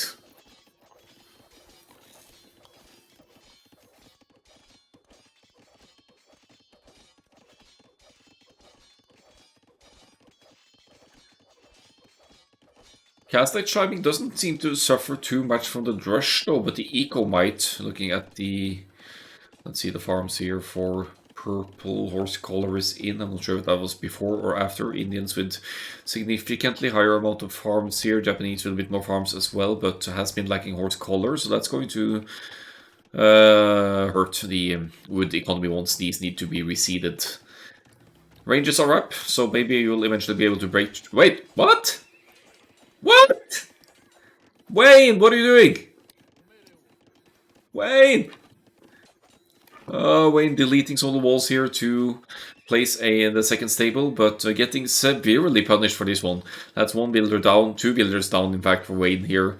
And unleashing the Drush and Scouts on the economy here there. That's a misplay by Wayne that could cost them any lead they had there. We will have the Indians playing the extended feudal age here, but now that they are inside with a little bit of units here, it changes things up quite a bit here. That's 5 builders dead for Wayne already. It's crazy value from GG now with the forward here. Using the scouts to take out some small numbers of Chinese archers here as well, and getting just ridiculous value here from the weird approach of a Drush on the Lombardia. Drush and scouts. But here they are, getting the value due to opponents' mistakes here. Second town center for Kaibob here, Baoso on the way in as well, and a decent chunk of archers here matching the Chinese in the production here. But Indians still in the feudal age though, which could be hurtful for the team here, floating so much food, but lacking the gold lacking the building to go up here in fact. So once the buildings are in place, Indians should be going up to the castle age here as well.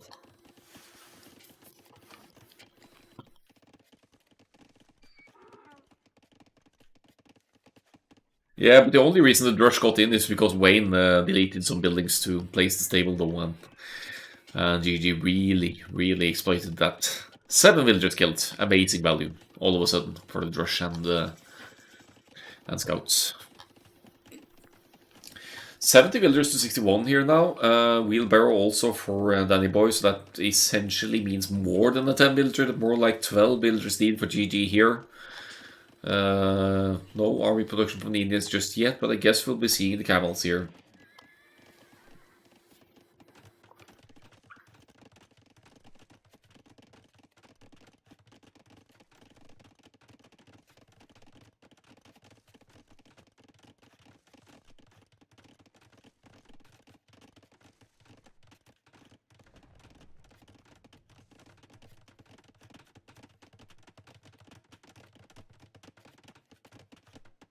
Deleting the walls again, but this time I'm plugging it quickly.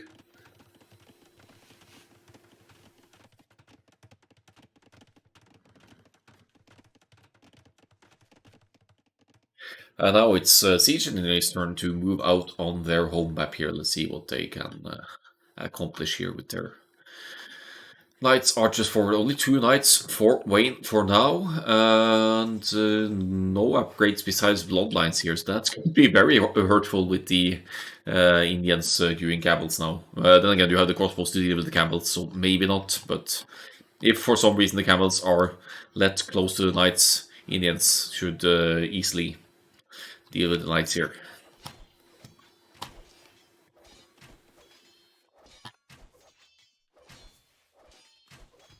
Well, that's one layer of wall, but they need to pass another one before they can get any damage down here for Siege Engineers. 77 villagers to 80 now, so things are kind of evening out here in terms of economy. The knights are in, but the crossbows aren't quite following. Here are Kaibab's archers to... Wait, where's the crossbow upgrade? Where's Botkin? Where's crossbow? Kaibab struggling a little bit for resources for the upgrade, but looks a bit... So delayed crossbow here, that's going to be hurtful, even with the hill advantage here, and especially... Well, here it's on the way, so never mind. Just needs to dodge any battles here now, and Kaibab could win with the numbers advantage here. 6 camels and counting, outproducing the Chinese for now. In the Castle Age, Chinese get camels as well, so that could be an option, but they are going to be massing the crossbow arbalist style units here.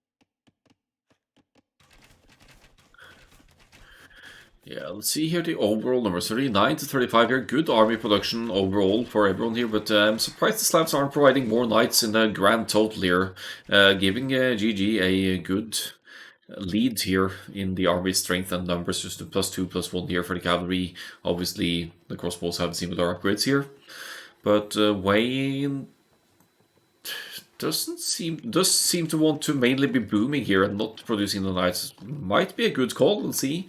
Long term, that Slav's economy is just amazing, but their armies really need a point of entry to return home here as well.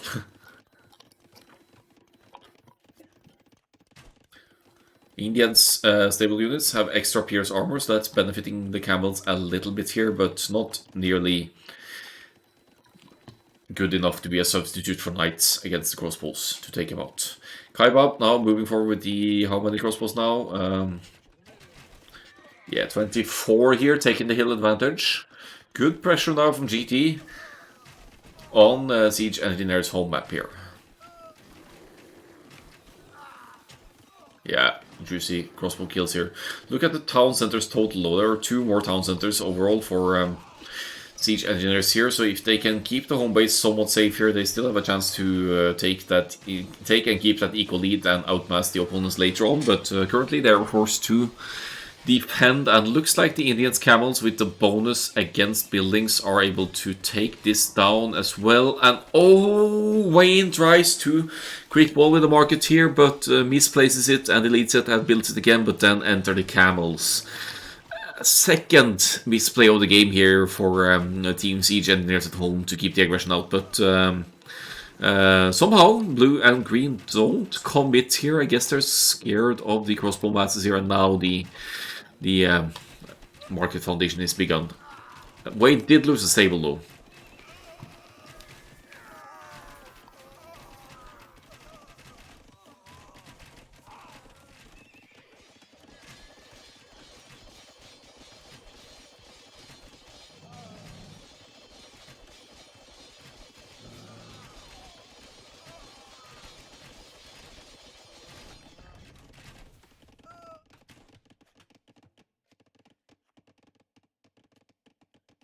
Yeah, I'd say good damage for GG here. They are behind in eco now because they have fewer TCs overall. Still only 2 TCs for the Japanese, but in return,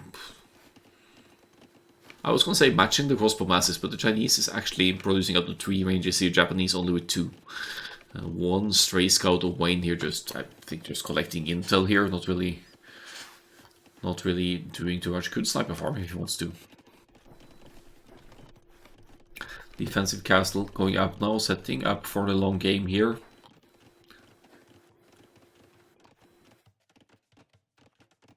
Let's see if we can find the Eco KD here. Wayne has lost 13 villagers, but with how many TCs now? 4 TCs, I think. Wayne isn't in a bad spot after all, eco-wise. Did replenish the villagers lost here, and Siege Engineers, they have an almost 20 villagers lead over the opponents here. Somewhat fast Imperial for, well, not fast, but fastest of the players here to the Imperial Age for Kaibab. It will allow the crossbows to become arbalest. Camels sacrificing their lives for no reason under enemy castle fire here, but with this cavalry and archers approach GG, they are assuming map control. They keep applying the pressure.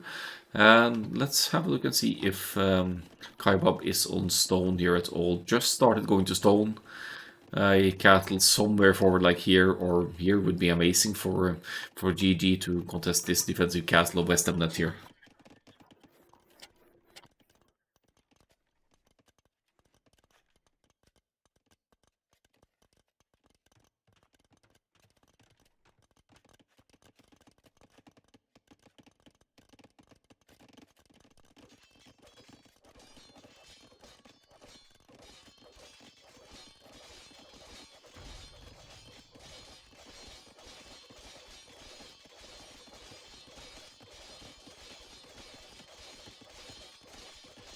So Caval's trying to break in here, but West Emnet is here with the Chinese crossbows really outproducing the Japanese. Oh, they made it in! But no support from the Japanese crossbows to be arbalest here. That could be an issue for the Indians here. Committing, yeah, moving back out here, not risking units needlessly. Nice quick ball from West and that there to trap some of these camels and diminish the numbers here. Still, Indians massively outnumbering the Slavs player in terms of cavalry here though. Slavs, the cheap siege coming into play here, but with the Imperial Age for Kaibab, that means arbalest, and arbalests with Bracer, they outrange mangonels and can easily deal with them. So that's not a concern here for Kaibab in this sense. Castle now on the hill for Wayne here. The camels aren't too far off. Here come the crossbows. If their movement is on point, they're going straight for this hill now to assume that again. So if they see this cattle going up... Oh, they're not actually there. Oh, okay. Will it finish in time? I think it will. I think there's no denying this cattle at this point for GG. Arbalest is in though, but yeah, that castle is going up for sure. That castle is 100% going up. But Kaibab is in Imp. Indians on the way to Imperial Age as well. West Mnet just reaching the Imperial Age. That means Arbalest for the Chinese and a slightly higher number than the Japanese archers or Arbalest player here. Oh, this siege is really taking the long way here. Yeah, I want to see a forward castle here from GG to start pressuring the hilltops of their opponents here. Knights not going to do too much here though. Imperial Age just clicked by Wayne here now at 111 builders. Has an amazing boom but does not have the army numbers needed to withstand the forwards of the Team GG here.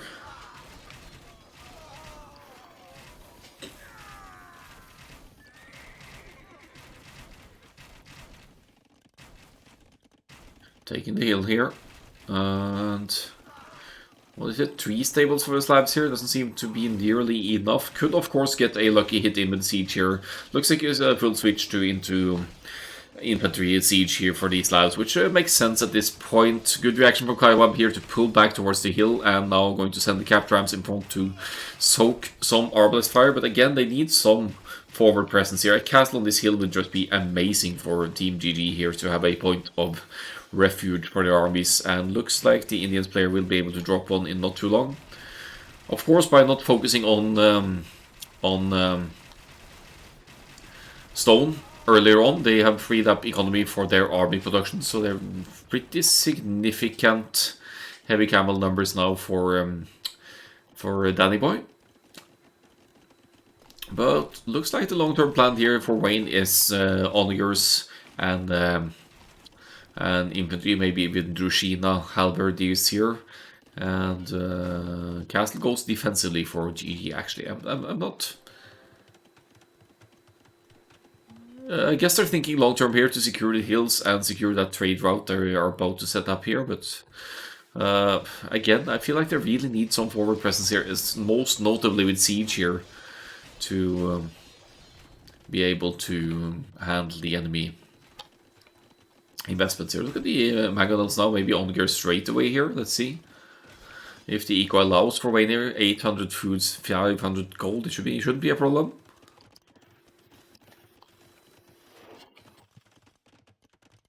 Yeah, onager definitely on the way. And finally a forward castle here for, not for the Indians in fact, but for Kaibab with the Japanese here. Katara Puto Trebs may be on the menu, so Japanese unique technology allowing to get trebuchets that don't need to pack and unpack in order to engage.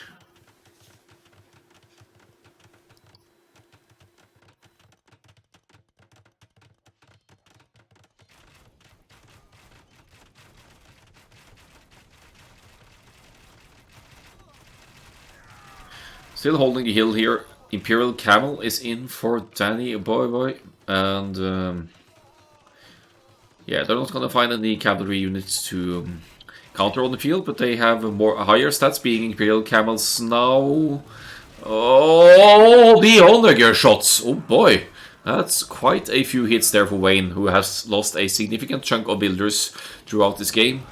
But the Did get some juicy underground shots in there, but is it enough? We only have 3 ranges for Kaibab producing here. 47 to 47 arbalists here, so that shot wasn't enough to even out the arbalist numbers into Siege Engineer's advantage either. Treb's in queue now, Treb at least, and Conscription on the way, as Wayne wants to double up on the cheaper slab siege here, and already has Halberdier teched as well. Let's have a look at the stats, more or less fully upgraded. Blast Furnace on the way in. More castles going up, markets going up.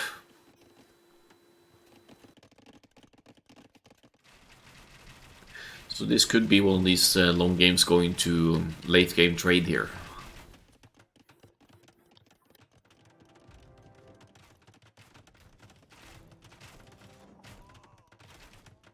Another castle on the hill for Kaiba here. Good pressure by GG.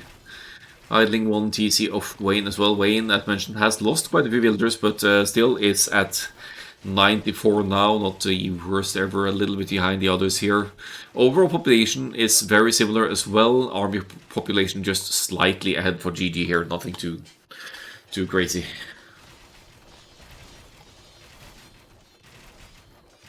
And they're in. They found a way in just as the castle is about to complete on the hill here. 6 villagers building it. Indians, Imperial Camels, bonus attack against buildings. They are no match for the Halberdiers, so Danny Boy will have to be careful here. Don't try to go in and raid in this choke. Oh! Oi, oi, oi. Oh, that's going to be lots of Imperial Camels dying to... Okay, they're actually outrunning the Halberdiers here. I guess it was a... calculated call there to send them in, but I'm not sure. I think Siege Engineers have a composition to deal with that. Onager, Halberdier against Camel, Arbalest. They will have to keep their castles up in order to withstand the pressure here, but if they don't allow enemy armies to raid them here with hussars and whatnot, they may still be able to stabilize here. They don't have the eco lead anymore though. It's 12 villagers ahead for GG. Now, as we look at the eco upgrades, comparable here as well. Imperial Camels not caring about castle fire over here. Arbalest chasing the castle on the hill. Might go down here with the hussars to delay them, and losing this very crucial hill is very bad news for Siege Engineers. It's not quite game deciding just yet, I think, but with this castle down, the Arbalests can freely fire on the Chinese Arbalests here. And this hill might be up for grabs for Team GG, who are currently behind the military but ahead in economy. And definitely on the pushing side. Their ecos at home have been undisturbed for so long here.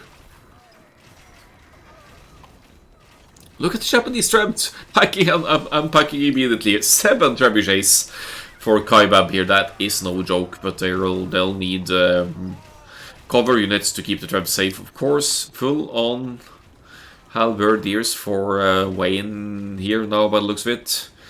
Some onagers still in production, but struggling. Do they? What's their trade situation here? We can see this somewhere, I think.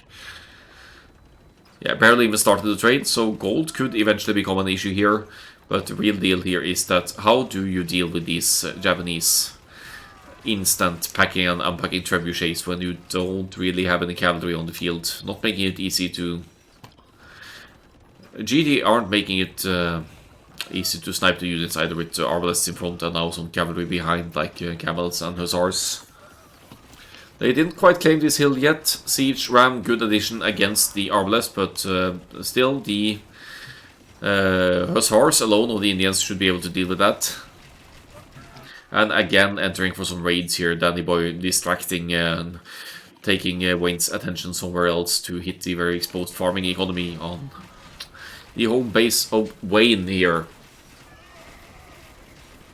216 to 249 villagers, and the military now in the lead for GG here. Are they aiming for the 2-0 here? It's beginning to look quite good after a questionable opening from the Japanese with the Drush and Danny Boy with the scouts, but they did get in, did some solid early damage. The GG is called, and GG takes the second game here, 2-0.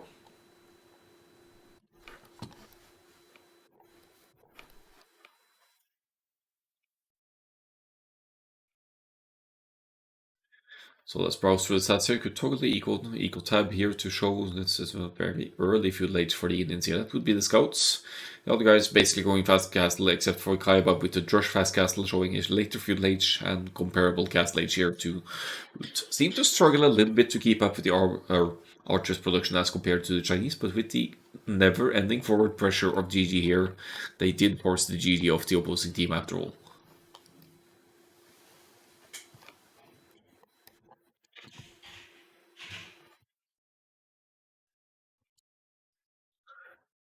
Yeah, Wayne with 90 villagers in, they did create 159 villagers total. Everyone passed 100 villagers here, but siege engineers under constant pressure. They probably just got tired of it, and the trade hadn't kicked in time. Wasn't secure, the trade line either. Let's go for game 3. Second home map of siege engineers, which will be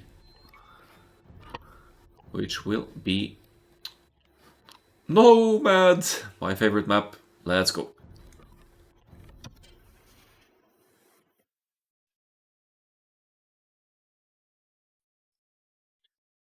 Again, we'll toggle the colors here. Let's see what we'll give Wayne here. Maybe the blue, and we'll give Kaibab the purple this time around. That's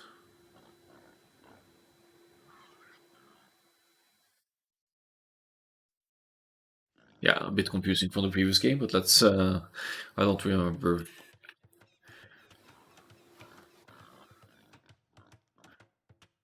Let's give them the same colors as the previous games here, if I remember.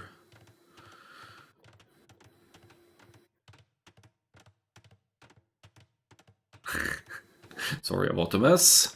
Nobel it is. Siege Engineer's second home map. And Nobel tends to lead to chaotic games. You need to challenge water because you want to get and keep your food eco and water the fishing economy rolling. It's especially important in the Dark Age to make for a smooth transition to the feudal age.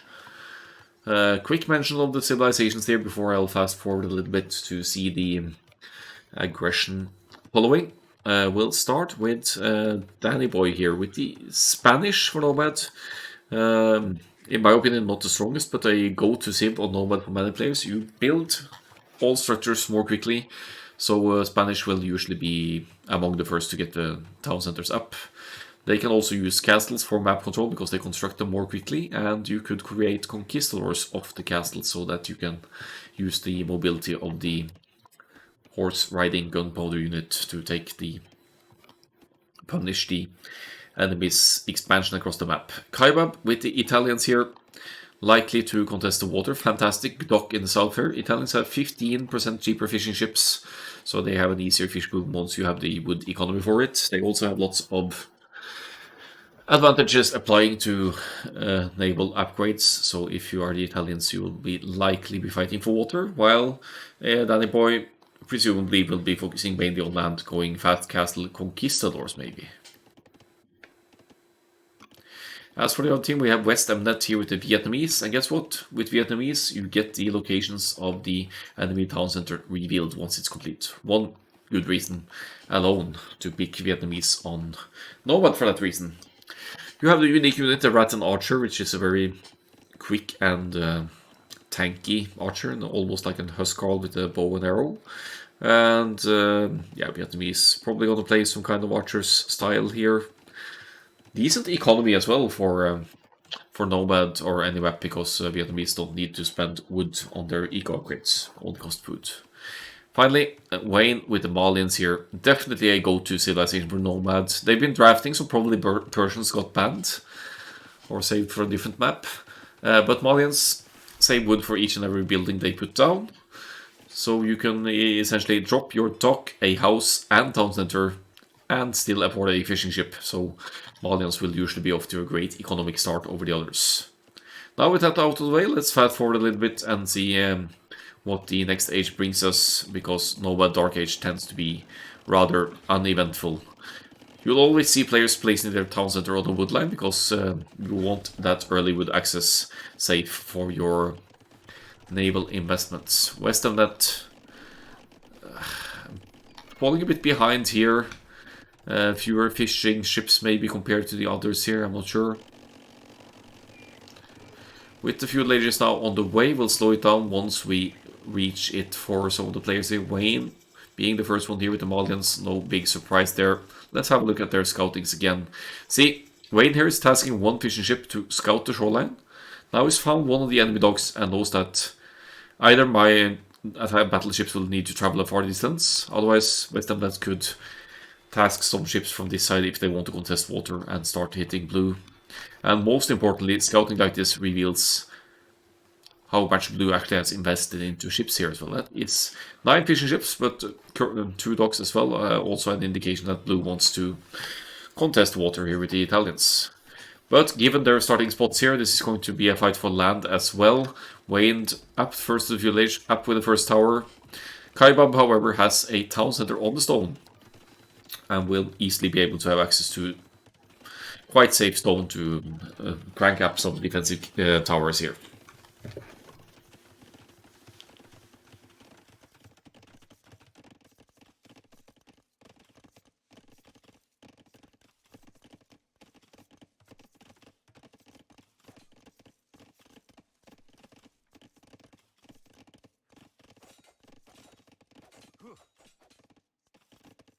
Scouts and towers for the Malians here. That's probably the food economy on water paying off here. You see the populations here slightly, well, no, it's actually not. Actual villager count is higher for GG. They are also going for the Spanish Flats Castle here. So I don't think Danny Boy has any presence on water at all. Only has 5 fishing ships, doesn't plan to preserve and win water here. But Kaibab with the Italians is taking some responsibility on the naval situation here. And it seems like siege engineers just want to give up on water. But they are establishing some presence on land here. Scouts idling Kaibab heavily here. And the towers also making it more awkward for Kaibab to collect stone. And Wayne now going to scout for, or actually knows about the woodland here. Has the scouts finding the expansion of Kaibab to the north here, forced to fight with villagers against the scouts here, and doing nicely so. In fact, we had Vietnamese going Fat Castle as well. Gonna go for the Rat Archers here. Probably not a bad call against the Conquistadors. Lacking a little bit mobility, but in mass would do decently if they are able to catch up with the Conquistadors here and there. The castle goes up defensively for West Emnet though to cover the home area and the gold here.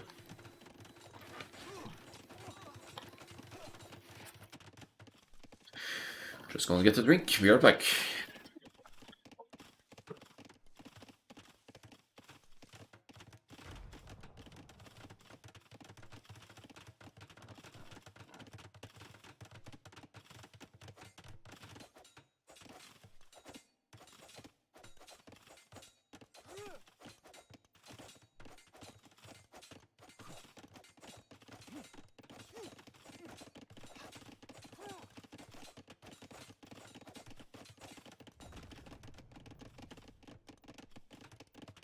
So here's to hoping I didn't miss too much. Danny Boy here with the Spanish castle up as well, covering more stone now, so more castles probably in the long-term planning here. Covers this gold, covers this wood, covers this stone. It's a very nice castle in fact, with some walls on this side to keep mobility aggression out. And the 1v1 they're fighting up here between Kaibab and Wayne is just going its course here. GG. Investing on water, but not over-investing, I'd say. 6 fire galleys, more than enough to win here. But Kaibab needs to find the... let's see. Has he taken out all the fish now? Maybe he has. Now he needs to find Wayne's fish up north as well, if he hasn't scouted it already. And he hasn't, in fact. So...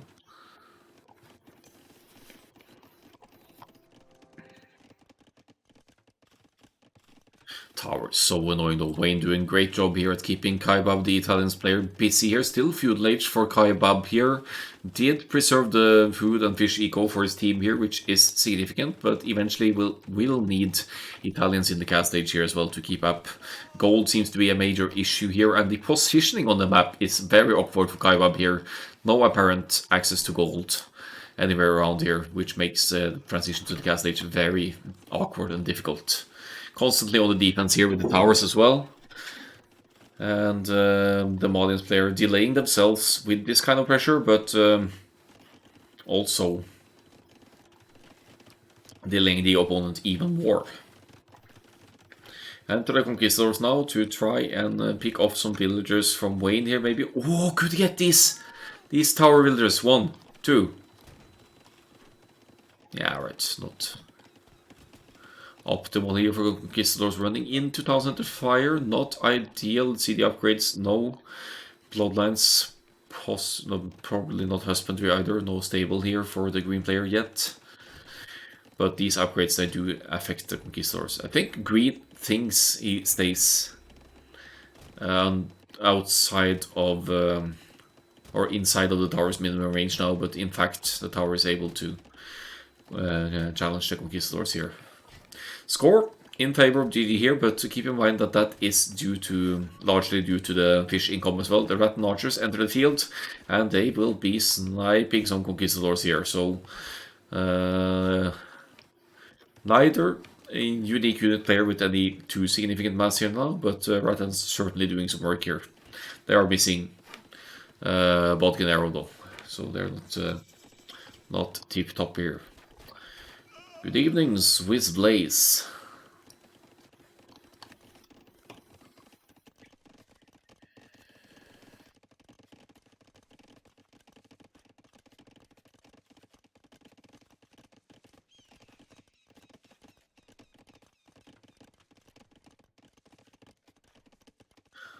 Looks like Wayne has found a way to relocate down. How did he even get all these villagers down here?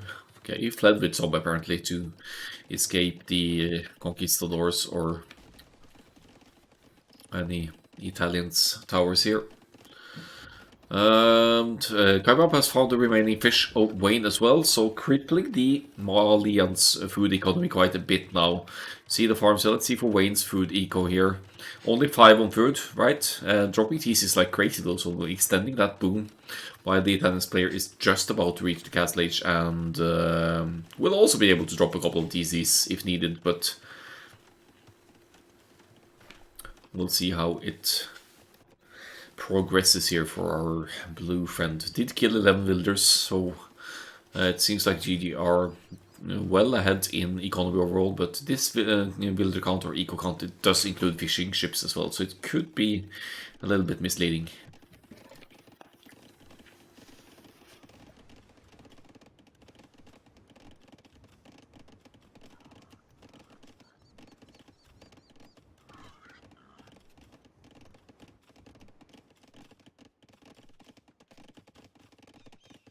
So where are the conquistadors at? They're staying close to home base for now. Looks like the Rattans broke through here or whatever they did. Being chased by the conquistadors now that have 55 Rattans have Bodkin in now with no armor whatsoever. Other than the base armor, that is. Which is of course decent.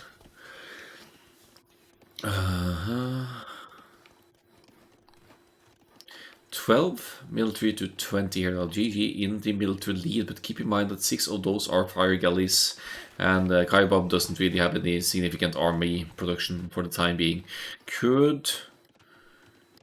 Where is Kaibab's docking villager? Could probably use the docking villager to establish some presence down south if need be here. Looks like some panic repairs were happening here. Still only watchtowers for the Malians, so that's gonna go down to the mangonel fire. Italians now transitioning to land army as well and dropping range. Couple of mangonels to push the town center of Wayne as well.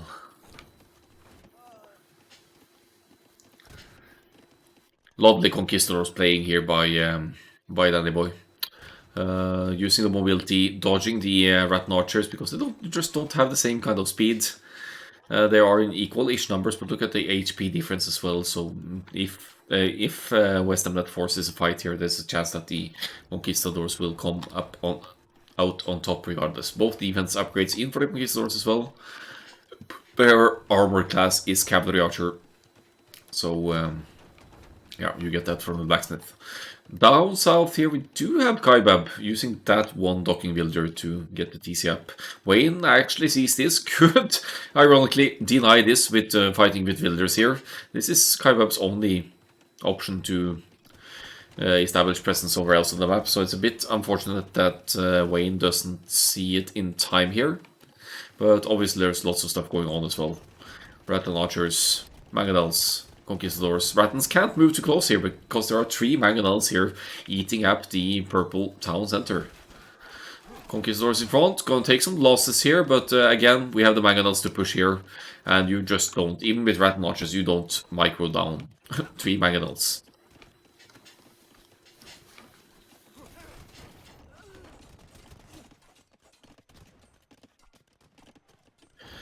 Just a few archers for Kaibab. Here, Conquistadors trying to fight the Rattan Archers. That's not a pretty sight. There's so many Conquistadors going down now. I think Danny Boy might want to consider going into a night switch at some point and hopefully be able to deal with the Rattan Archers before they can reach Crucial Master. There is only one castle producing for West Amnet, but yeah, look at the production speed here. That is no joke. Wayne taking a heavy beating here, but the Vietnamese in return with 3 town centers and growing army masses here. This could still easily swing both ways. Nice. Some Malians Knights here joining the fights and taking out almost two Mangonels there. Doesn't get the second one, but 1 knight for 1 Mangonel is still absolutely decent. Absolutely decent value, as Danny Boy is claiming more of the map here now with the second castle to hit no less than 2 of Wayne's town centers here. Score DC when similar here, but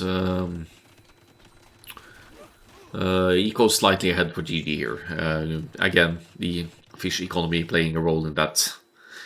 If it's not crazy, but it's high enough to matter. Looks like West Amnet was able to focus down a Mangonel here of Kaibab, so this castle doesn't go up. Rattan Archers, strong. Still no defense on them, but again, that's an upgrade you don't necessarily stress for the Archers line units, because you'll be using the range to your advantage anyway. Repair micro here from Kaibab, but Rattan Archers chasing as they can here, and they are going to get this Mangonel eventually.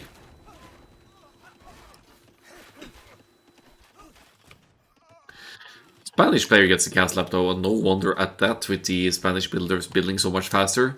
Conquistadors at 15 total now, denying Wayne expansion again. Wayne has to relocate yet again, finds a gold mine over here. Let's see for the map vision of blue and green here, it's just much better. They have a great vision of almost all of the map here now, and some idea as to where Wayne and the others might relocate. Wayne to the right hand side now, deleted this foundation to go over here instead. Castle stays unbuilt for Kaibab, and we can see West Amnet Palisade walling it in to make it even more awkward to wall it in. Skirmishers investment from Kaibab here as well, when in a pinch against the Rattan Archers here.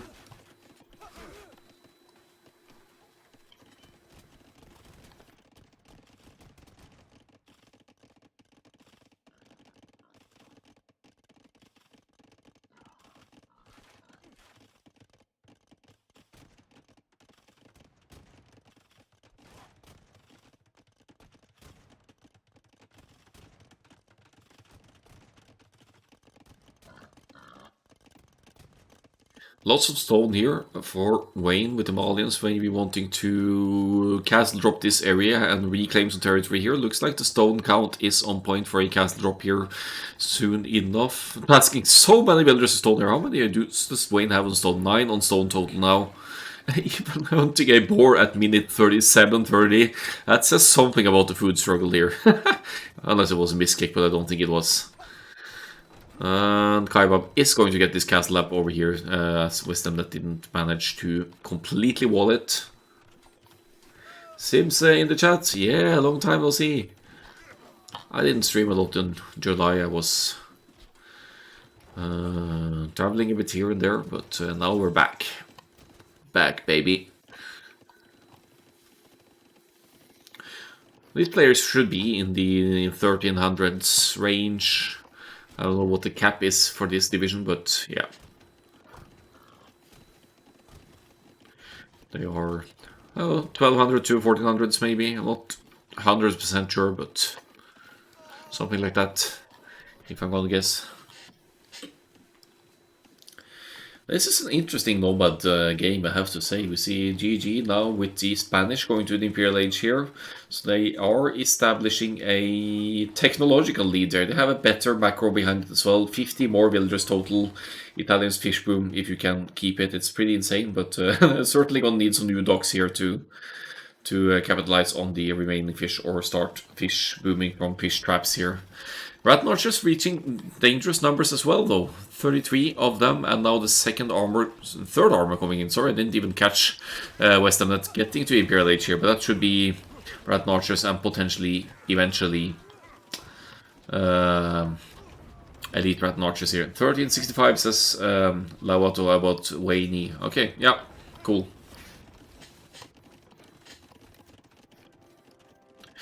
So one castle 100% going to go down for Danny or Boy here unless he somehow miraculously can keep it out. We see the Knight switch here now. That's eventually going to be Cavaliers here. But is it too late? Too many Rat Archers here now. Very solid army numbers from West Emnet here now. Even if his teammate the Malians is taking a solid beating here.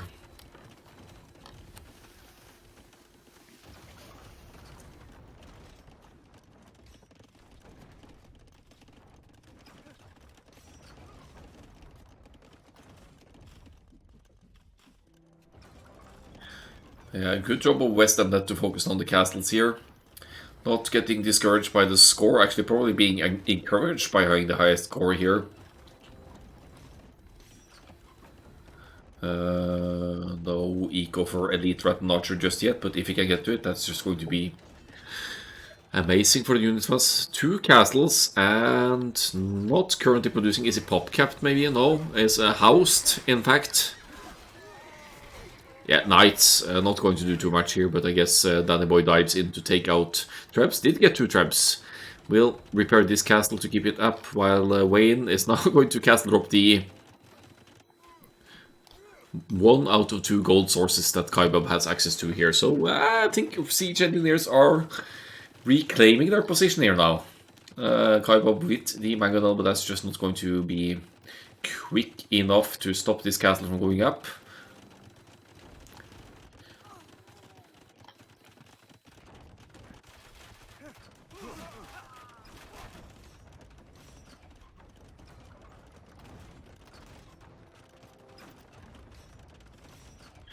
So Cavaliers out of 5 stables for Danny Boy here. We have Imperial Age for Kaibab with the Italians as well. Thumbring, we're gonna see the Arbalests here, maybe. For now it's just skirmishers. Yeah, Arbalests don't make sense against Rat Archers, so scratch that. Elite skirms actually making more sense, but now the Valiance player is kind of stabilizing as well and will be able to pump out some cavalry to raid to play the mobility of the Malians here.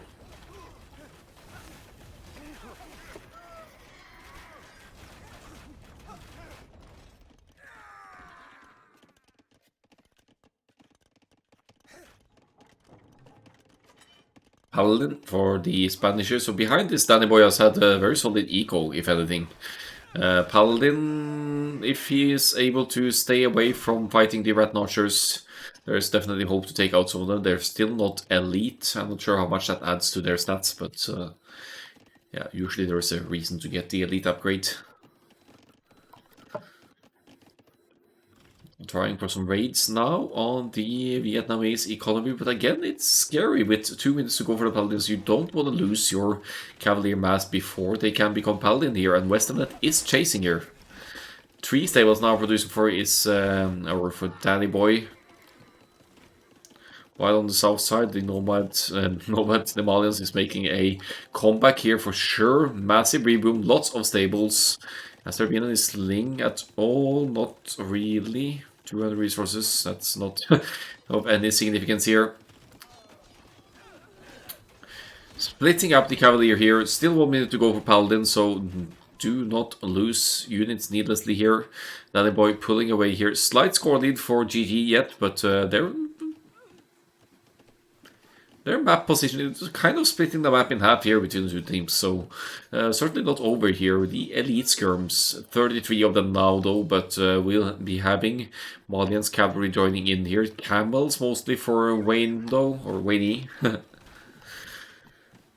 Mangonels, yeah, if Westernnet isn't paying attention here, that could be very beneficial for Kaibab as well. Paladin is in. Paladins in front, Elite Skirms behind, could be working wonders here now for Team GG. I see a bomber cannon joining in here as well. Could also be used to snipe unit forces. But they're not staying together here now. Elite Skirms and Paladins not working together. Paladins in front, Elite Skirms behind, and you deal with the Rat Archers more efficiently here. I don't know why he's taking out the University. It's maybe he realized that Westernnet doesn't have...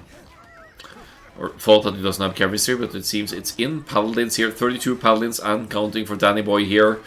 It's all about taking out the Rat Archers numbers here and eventually the castles, but if you can diminish the units, that's your way with Elite Rat Archers now. 7 plus 4 attack, they are beasts, and Paladin mass is certainly not large enough for Danny Boy yet to deal with it here. Heavy camel now for the Malians now with 26 of them. And yeah, the Rat Archers are going to take out this bombard cannon in fact. So that's a bit sloppy of Kaibab to lose that bombard cannon there, completely unprotected in front. 46 Elite Skirms, but now the Malians player, what's going on here? Where are these camels? Here they are. But they're not heavy cavalry just yet, so the Paladins could still take the... no, wait, they can't take the fight, they're way too few. 14 Paladins to 30 camels. Imperial upgrades or not, the Paladins shouldn't be winning here. Camels should be winning this due to sheer numbers.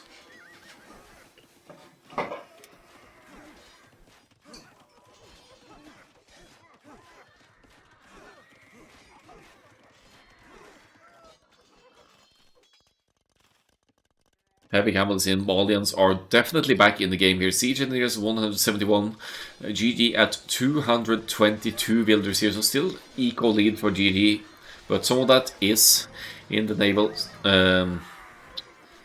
naval economy sources, so the actual villager count might be closer than you'd think here. 123 villagers for Daddy Boy also.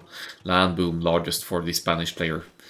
How do you deal with these Malians for Rimba camels though? And should you run out of gold for camels, you could still go for the light cavalry Malians and have an amazing raiding units here. I think Siege Engineers are reclaiming the map and the control here. They are at 85 military to 79, but they are outmassing in cavalry here and have one of the absolute strongest ranged units in the games still alive and thriving here somewhere. Here they go. So Rat Archers, they have such high pierce armor, they can easily sit underneath DC fire and not worry about DCs taking them out. This is a great value from Westernnet with the raids here now. Barracks going up for the Spanish for halberdiers here, but what's halberdiers gonna do against the camels here if you stay close to the Rat Archers here? They're just gonna get shredded by the... Oh, I think Danny Boy even lost the barrack that was making the halberdier upgrade, because that's not being researched anymore. So if he doesn't realize that, that's another huge setback for Danny Boy's tech switch approach here. Lots of bombard cannons for Kaibab here, using mangonels and skirmishers to take out enemy forces. Really needs to deal with the castles. If the castles go down for the Vietnamese player, then that means no more Rat Archers. Then you need to deal with the Rat Archers mass. Easier said than done. But if you can do that, then the game might still be in GG's hands. But the score has switched. Siege Engineers are in the score lead now.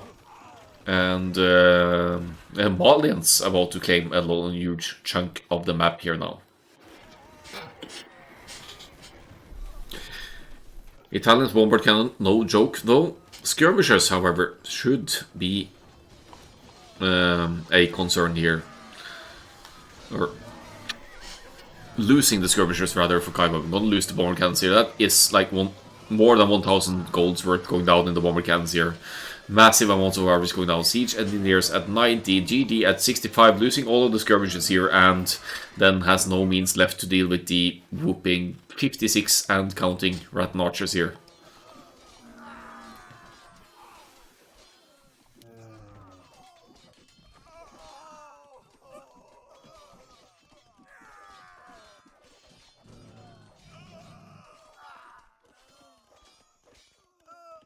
Halberdier is in for the Spanish now. That is obviously a good call against the Farimba raiding units here, being the camels and the maybe the light cavalry mentioned as well. Let's look at those resources here. Malians and Italians economy looks on point here. No significant food eco for Kaiba, but still with wood and gold to produce bomber cannons on whatever unit of choice here. What is the real issue though is the 62 elite Rattan archers still on the field here. Castles. One castle still left. Trebuchets for West Emnet now. Twice the army size and more for siege engineers here, also a significant factor. And Kaiba in need of a giant reboom here now with only 46 villagers left, and I think some of those are even fishing ships.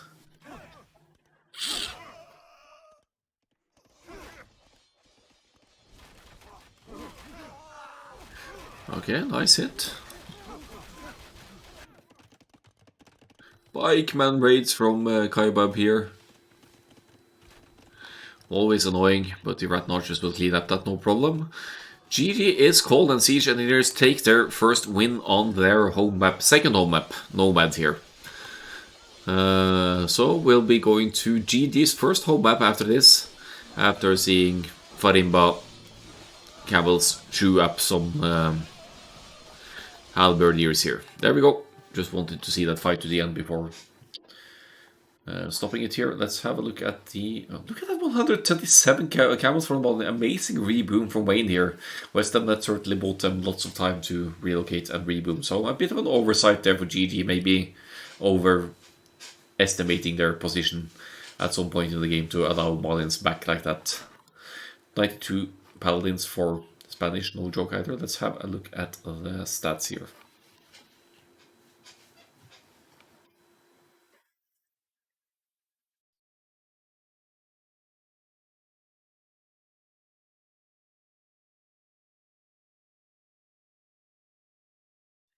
Yeah, massive eco for the Spanish German. Not enough to win the game in the end. Fantastic reboom by the Malians here. Italians focusing on the naval aggression early on, so falling behind in to the castle age, also due to towers and scouts pressure from Malians on land, of course, by Wayne. Good KD for the Spanish, but not good enough to take the game home in the end. Let's have a look at the APM stats before we go to game 4.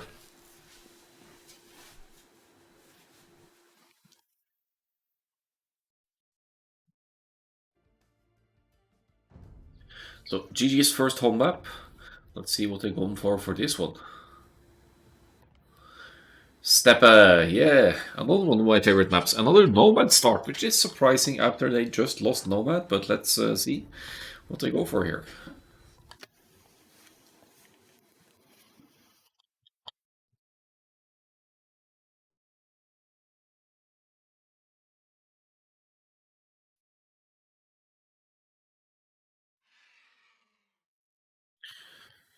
Alright, so GG versus Siege Engineers. This is Steppe. It is kind of a Nomad map, and we see different approaches here.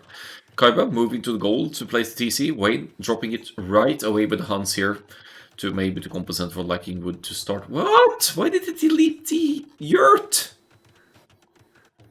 Well, his Huns, he doesn't need them.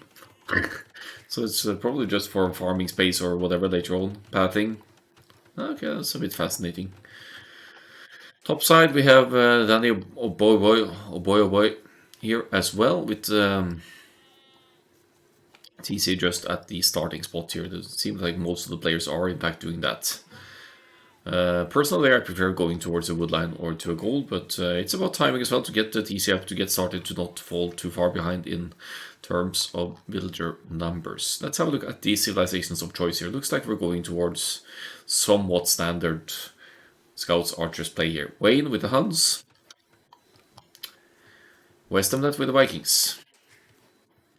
Actually quite far apart here, but yeah, I'm seeing Huns going for the scouts for sure, potentially cavalry archers if need be, and Vikings with the Arbalest. Probably no infantry opening here, just the Arbalest, because lots of the eco will be safe anyway.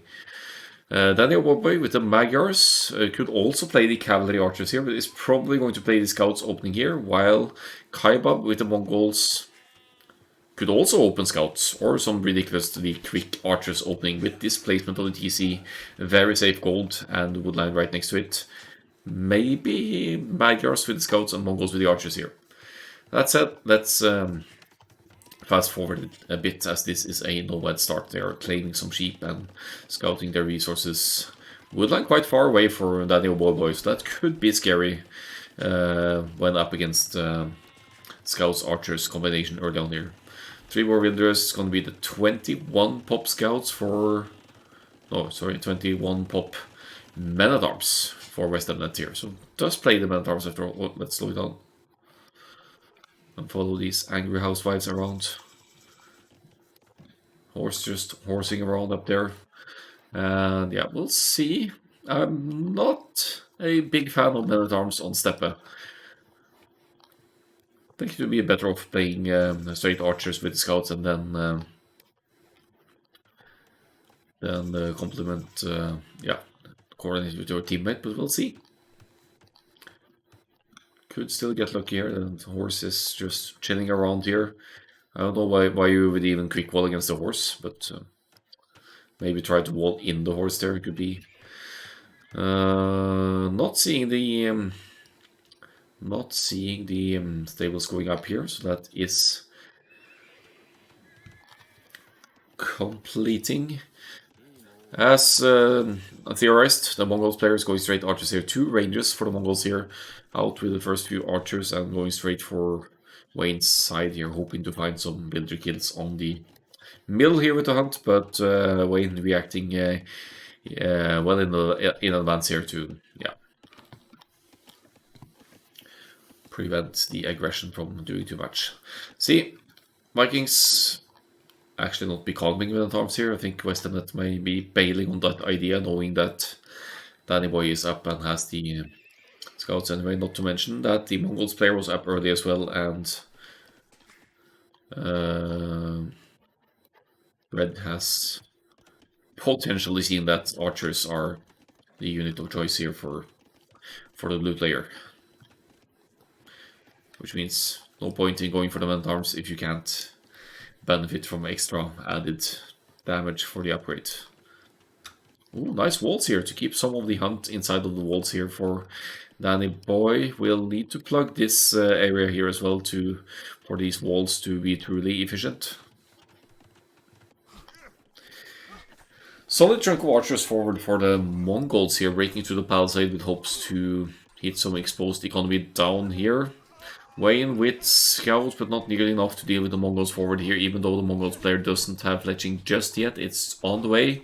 And Daniel Boy coming here to join in with scouts to reinforce the effort of the Mongols archers with the Magyar scouts here. 3 scouts for each player, but keep in mind that the Magyars have +1 attack from the forging, as they get that instantly, while Kaibab also has both archers and spearmen here. Good reaction behind here from Wayne to keep the aggression out still by quick walling these areas. Top side, militia being annoying, but no more than that. And Danny O'Boy is feeling confident enough to open up the woodland there for the rest of the mill villagers here to go to the woodland as well.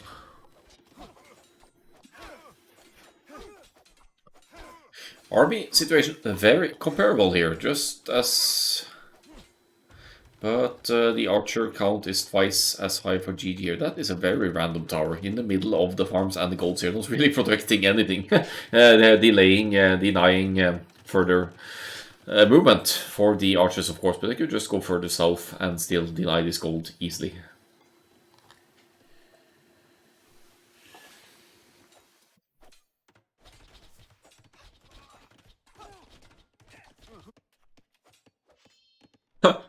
Alright, so Militia finally getting Valor finds one weak builder and gets it. West Ham that can be happy with the army forward return, and now by the looks of it.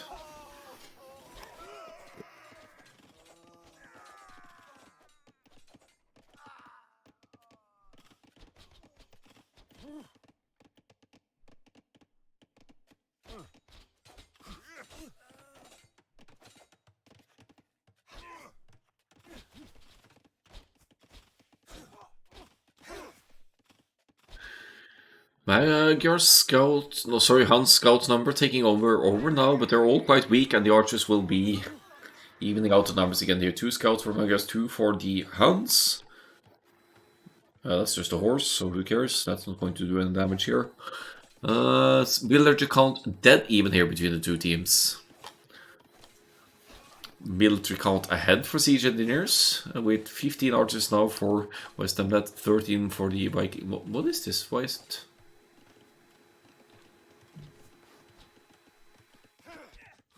Yeah, slightly more archers for West Ham than here with the Vikings. Vikings economy insane, honestly, within free wheelbarrow and handcart, instant wheelbarrow and handcart once you progress through the ages. And Vikings have been getting the very much undisturbed economy here at home as well, so they are really capitalizing on these civilization advantages here.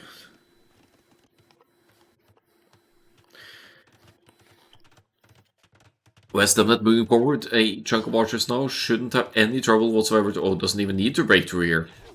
But that unfinished palisade gate would be easy to break through, of course. Green reacting with defensive tower here to keep the archers out for now, and the way it's walled here as well, there's not much the Vikings archers can do alone at this point, but they can keep it open for Wayne to eventually join in with the cavalry later. It's producing, keeps committing to the scouts, while Kaibob is going Castle Age here to unlock the crossbows, and Danny, oh boy, having lost 4 villagers. That's a while to go for the Castle Age yet. Oh, looks like Danny just lost a villager to war actually, so that's a bit of a rough start. I did fast forward past that, sorry about that.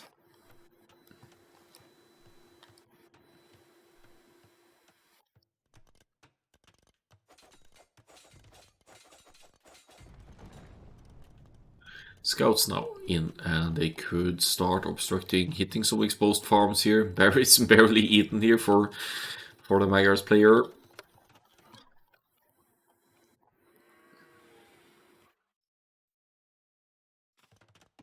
Woodland open, but that's being small walled by Green to keep the aggression out here. Some important scouting intel being collected by Wayne now to see where to engage. Where is the gold? They know it's over there. It's semi-protected by the tower here, but yeah, those small walls to keep the scouts out as well. Good defensive measures taken here by the green player. But siege engineers, they are hungry for a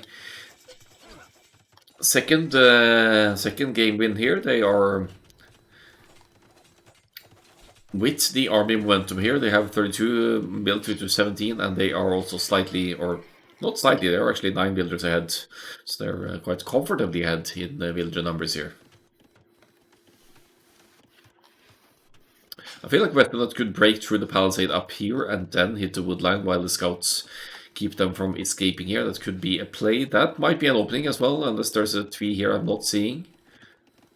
So that is also a cause for concern for our green friend here. Let's see. Doesn't see it.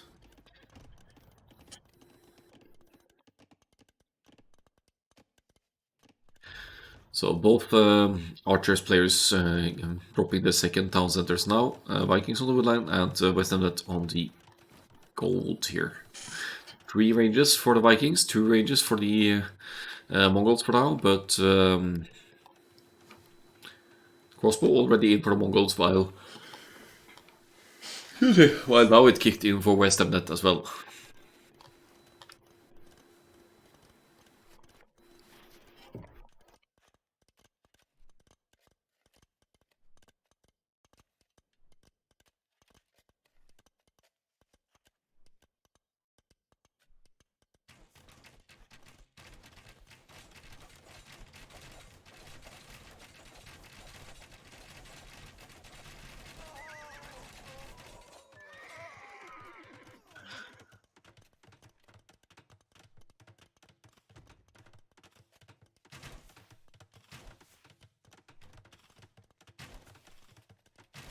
Two stables. Now for the Magyars, that's going to be 3 stables total to pump out the Knights once the Castle Age kicks in here. Gold, okay-ish here for Danny, oh boy, and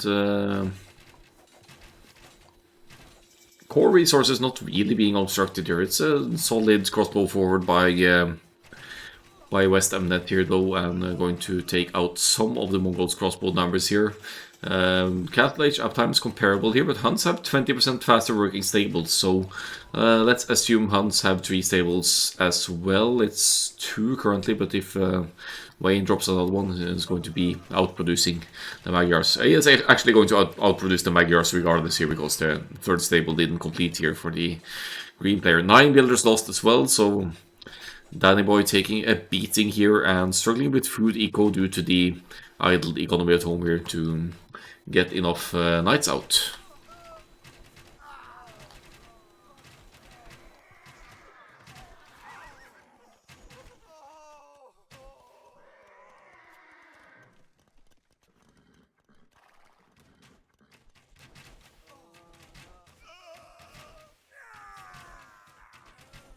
But now the Vikings player is losing some crossbow numbers here. 24 crossbows and counting for the Mongols now.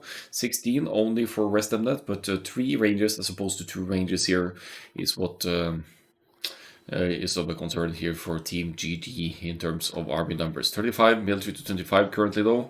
Eco comparable as well. Quite evenly matched up these teams. It's hard to tell if it will go one way or the other here. That's some interesting back walling here. Could be a lack of scouting maybe, thinking that there might be openings in the back here, but there's actually nothing to no point of entry in the back here.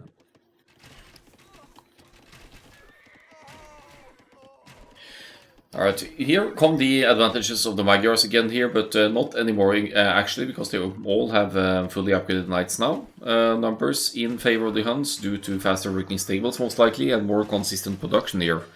And crossbow numbers currently below for the Vikings player, but if Kaibab at some point drops a 3rd range, he'll keep up easily with the production here.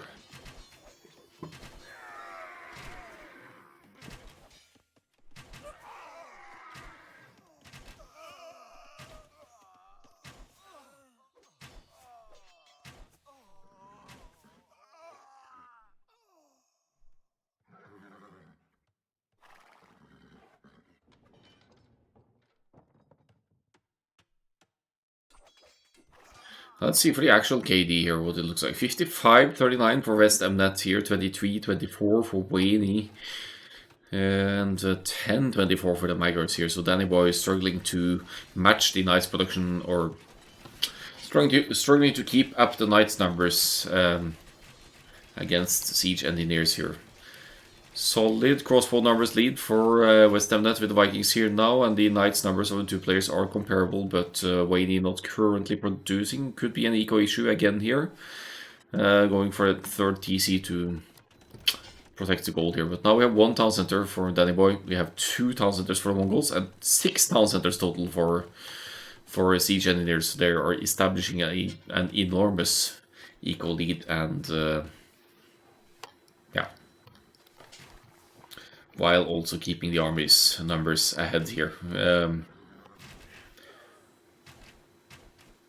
So far very well played on Steppe by Siege Engineers here, even though it is not their home map, but they did win Nomad the previous game, so they are most certainly accustomed to Nomad maps. Good dodge there by West Hamnet to Preserve the crossbows in the middle of Mangonel Fire with Wayne committing to taking out that forward siege, and you'll see the hit points bars slightly ahead of siege engineers here, though switching quickly back and forth here.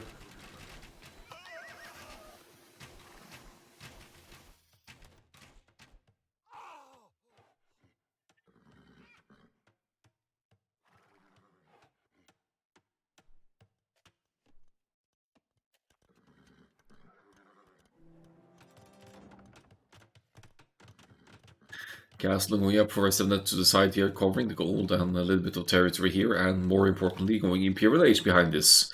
Going to unlock Arbalest for the current crossbow masses at 38 and increasing, while the Mongols player still only on 2 Rangers production here and falling behind in numbers here now. Knights numbers slightly higher for Danny Boy, but with the earlier Imperial Age for the Vikings here, the Magyar's Knights don't stand a chance against Arbalest.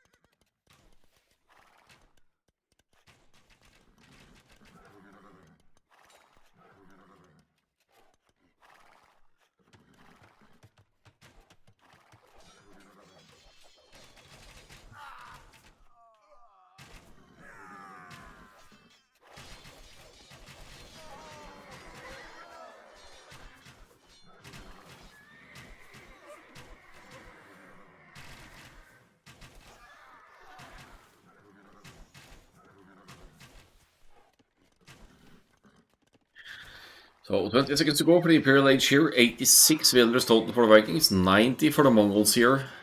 And but overall villager lead for siege engineers by far here.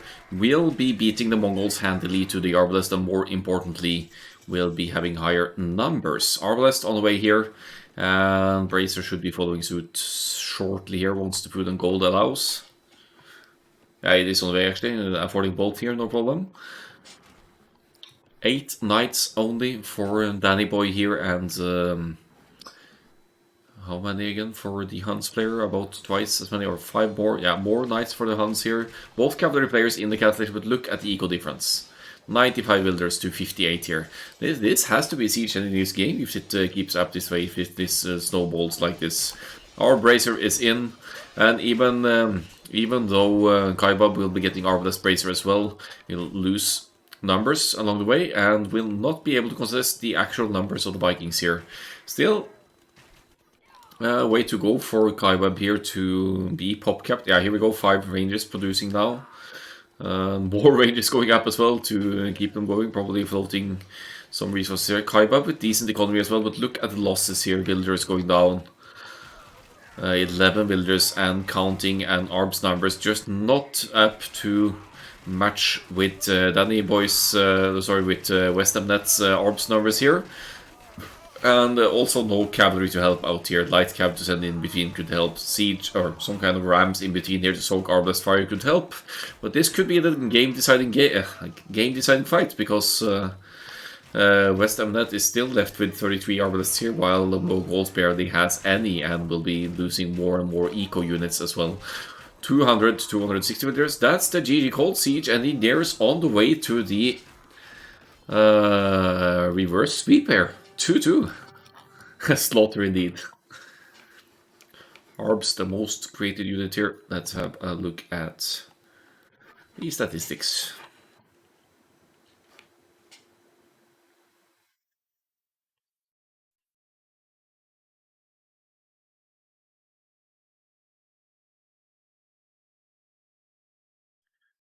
Very comparable economies here, except for the Magyars taking a heavy beating in terms of being idled and pressured, which is the best thing to do in a 2v2 to take away the mobility of the more mobile player, so to speak, like in these cases, the cavalry player, of course. Vikings earlier Arbalest, more resources as well, probably got chemistry in the end there. Uptimes for the Mongols. Could be that the Hunt player was expecting scouts from the Mongols with its uptime, but it was indeed the straight archers. Society score shows better villager high by far for siege engineers, and finally the APM chart showing some nice little spikes here and there for most of them. We'll have a fifth and decider game here, so let's have a look at that. I think I saw that was Hideout, but let's confirm. Here it is, Hideout. Could of course be a long one if they are able to get trade running, but we'll do what we can here. What do I do?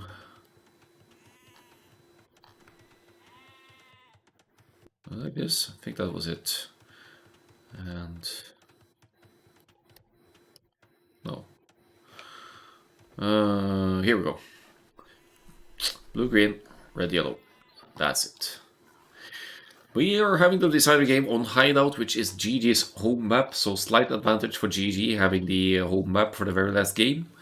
It's still the AOE Leagues 2v2 Group C here, roughly the 1300s plus minus ELO range by the looks of it. 1200 to 1400 maybe, I don't know. Let's have a look at the civilizations they picked through the draft here. Wayne with the Teutons, fantastic booming civ, more than decent cavalry, maybe not a number one pick for cavalry and pocket in team games due to the lack of husbandry, but as a compensation, Teutons get +1 melee armor in the cast age and another +1 in the Imperial Age, so very tanky melee units applying to both cavalry and infantry, of course. So Teutons have among the best halberdiers in the game against opponent's cavalry. West Amnet here with the Byzantines. Hello, by the way, in the chat.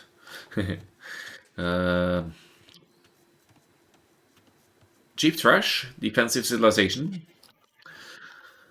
Could certainly come in handy with the cheaper halberdiers against Khmer going for the battle elephants, maybe.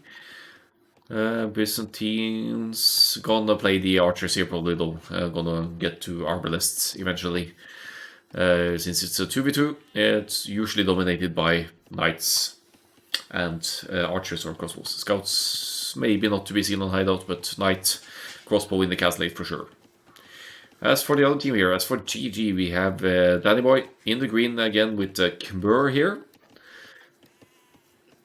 Great civ for close maps like this because you don't need buildings to unlock age advances or other buildings. So with the Khmer you could go straight fast castle without building a single building aside from houses because you need those obviously.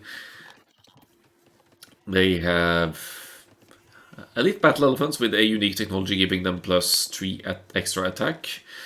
And they have fully upgraded cavalier and they have as a... I think it's a team bonus that Scorpions get +1 range. And with the unique technology for Khmer, you also get double projectiles of Scorpions and Ballista elephants. So we'll see as the game progresses whether Khmer will be going for cavalry or siege. Most likely cavalry together with the Saracens going for the archers. So Saracens on Hideout, they can go for feudal age pressure because they have archers with bonus against buildings. Usually it would take archers, unless you have a significant mass, it would take archers a long time to break through palisade gates or walls, but Saracens with their +1 attack, I think the feudal age or something, they have a deceivingly more easy way to break through enemy walls. So Saracens, archers, Khmer, cavalry most likely. Let's speed it up a bit and see if they're just going full boom mode here or if we'll actually see some feudal age aggression here. Wayne off to a bit of a rough start here, eco-wise. 38 seconds of idle time. 3 farms up here before even finishing the hunt and the sheep here. I'm not sure what the plan is here, but Teutons have cheap farms, so there has to be some reasoning behind it. Here comes the barracks, acting kind of like wall here. And we have the players going feudal age here, making scouts, actually, for GG here. So it's going to be Khmer scouts and Saracens archers. So let's see if we can slow it down again here. There we go.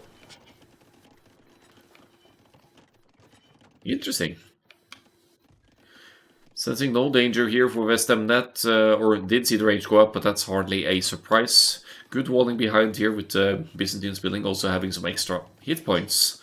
All Byzantine's buildings do.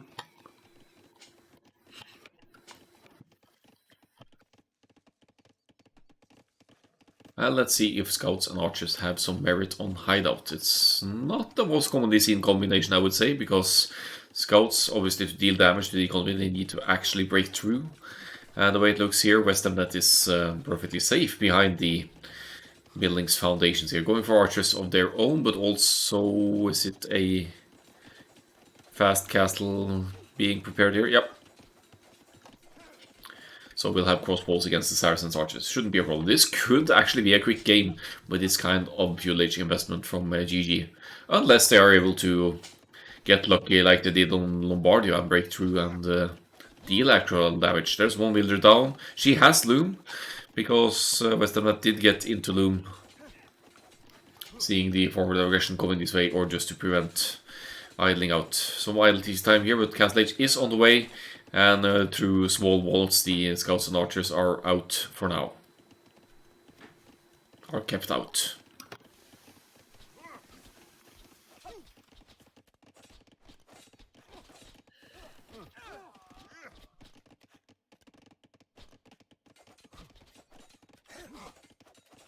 In the meantime, Castle Age on the way for Danny Boy now. 5 scouts total going to the Castle Age with a very decent farm eco here. Going to go into Castle Age with lots of farms here and good potential for more cavalry production. Wayne here with the Teutons now just reaching the Castle Age. Could pump out some knights here to deal with the feudal age pressure of the Saracens and Khmer here. Oh, they're in actually. Could be a bit rough for West Ham to hold this out. But the way it's placing house foundations here should disallow the archers from entering further, because you'd have to pass next to a DC, and that's kind of usually backfire quite a bit on your army. You'll be taking a lot of damage to your archers, and the fact that both of siege engineers are in the Castle Age is also a concern for Kaibab's feudal age archers investment here. The scouts are in though, and they're idling West Ham Net a lot here. 40% worker efficiency, idle TC at 1 minute 50 seconds. That's gotta hurt at this stage in the game.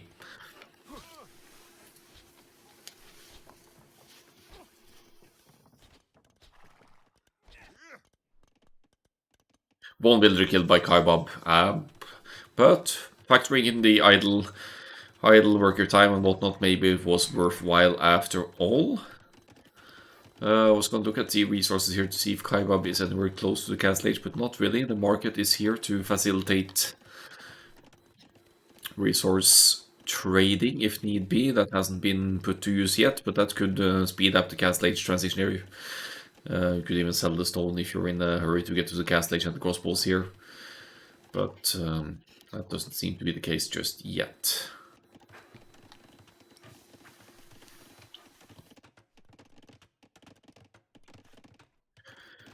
Three town centers for the Khmer. Second town center for West Ham Net here. Not currently producing any more ability. Neither of them are. Wayne looking for some damage potential here with the first few Teutons Knights here. But they need to get in, and that should be an easy quick wall to keep the aggression out here before the Knights can actually break through here.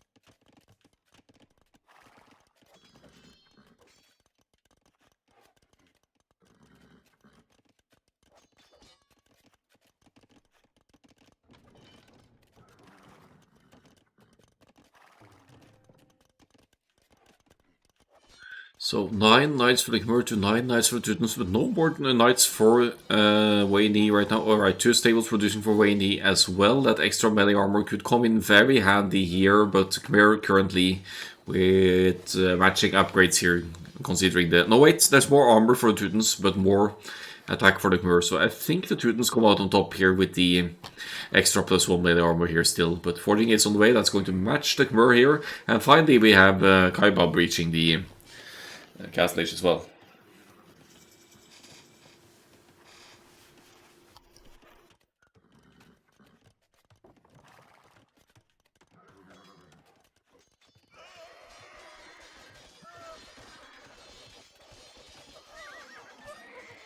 Yeah, I think Teutons are picked for hideout because of their strong boom, yeah. And variety of options.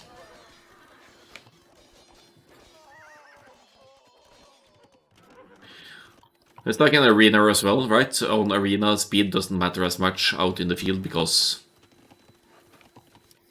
yeah. There aren't any like places to hide. Most of the fighting will be in the middle. And in the respective bases. Hideout games can turn out to be long once trade gets established and we're not walling off the sides here, which I like, playing it kind of open and keeping the pressure going here. Kaibab now with a sizable amount of crossbows here, 37 crossbows to the 11 knights of Danny Boy here. And as mentioned earlier, the Saracens Archers line units have a bonus against buildings, even more so in the Castle Age, so you don't really need siege to take out buildings somewhat efficiently if you have a large enough group of crossbows. Looks like GG will be breaking through again here. This is their home map after all.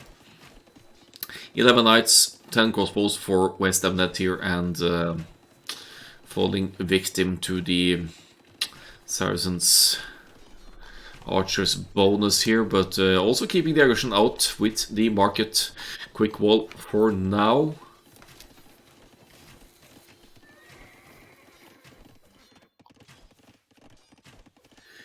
"13 knights, but not consistent flow of production here for Wayne E, which could have been idling here to be able to afford the +2, which is crucial when up against crossbows. But you really, really need the numbers as well. 62 military to 25 here. GD are just dominating in the military numbers right now, and another wave of crossbows for the Saracens is joining in here. Good boom at home for the Khmer as well. More villagers, slightly more than the Teutons, even though they're both on 3 TC's boom here. And the flank players are comparable as well. It's just that the military situation is 3 times as large for GG at this point. And they're in.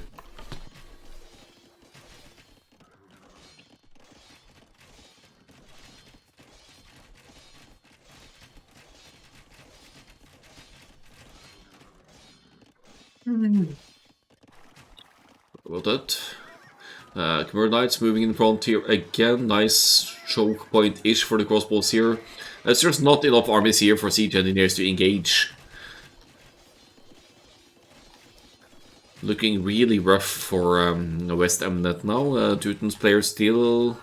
Is it still mainly booming? Is it villagers in production here? Yeah, consistent villagers production behind this. That's something, but that's the case for the Khmer and for the Saracens probably as well. So with these kinds of raids, GG are going to kill builders and establish a villager lead over the opponents, presumably here. If you're wondering why West Emnet isn't making the cheap Byzantine skirms here, it's simply because in team games there will always be a cavalry player, and if you have the cavalry, you could just run right up to the skirmishers and abuse the fact that they have a minimum range. So it doesn't necessarily make sense to mass skirmishers as long as there are knights and cavalry on the field.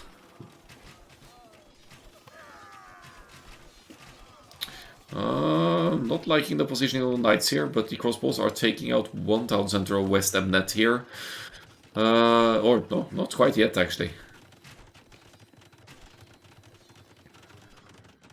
Wonder if they should commit there. They still have a massive military lead here, 73 to 36. Panic repairs from Red here to keep the TC up, which is also a point of defense against especially crossbows here. But look at the constant flow of crossbows from Kai Bob here as well. And yeah, knights from Danny Boy. Could be that he's considering idling for Imperial Age here now, actually, given the current pressure. Because having access to Cavalier earlier over the Teutons would be quite significant here. So much idle time on Western Net side as well, but you could say that about Skybob as well, not really attending as much to Eco at home. Let's see the market stats here, if there's any. Yeah, didn't really use the market a lot yet.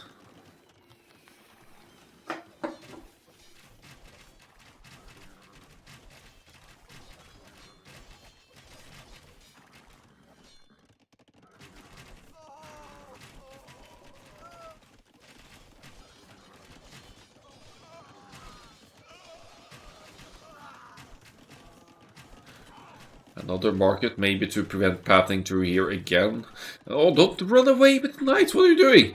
Why are you allowing your teammate to lose crossbow numbers needlessly like this? Good engagement from Western that they're noticing that the knights are out of position and the Saracens player can be vulnerable. Oh, +2. Maybe that's why Danny Boy was pulling away the knights. It's finally in. 27 knights to 27 knights, so Teutons have caught up here due to the fact that Danny Boy was idling for a while. 4 TC for the Khmer and partial stone walls going up on the side here as well. They're really keeping their opponents busy here, and they won't be allowing any walling on this left-hand side either. So by walling the right-hand side here for GG, they are limiting or cancelling out the potential for raids to the right-hand side. I'm surprised GD has allowed Siege Engineers to get back to matching military numbers though. Next level defense here for the Byzantines, I have to say, against this kind of pressure. They're kind of cancelling out each other here, but Siege Engineers, they are establishing a military lead now. And they're actually keeping the villager lead as well, which is, well, let's see the upgrades here. Yeah. They have handcards, so they are in fact ahead and now ready to push back the Saracens, who is currently only on 2,000 hunters, which could explain the villager difference as well. One villager killed in the middle of all of this, I can't even believe it. That is so impressive from Siege Engineers to hold off that with losing only one villager, and that one might even have happened in the feudal age. Incredible. These guys over there, they're on strike. They don't want to finish the wall over here. It's the partial wall of the GG to the right-hand side. Siege Engineers 45 military to 25 of GG now, and now it's their turn to push here.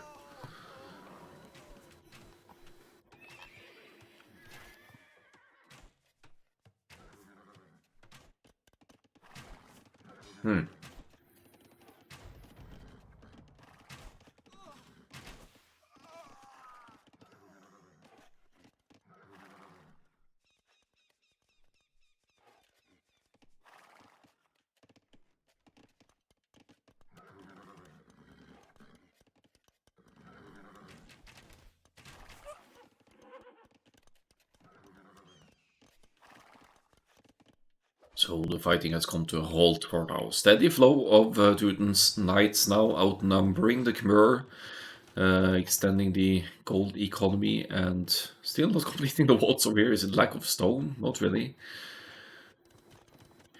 Yeah, now the last bit of walling is happening.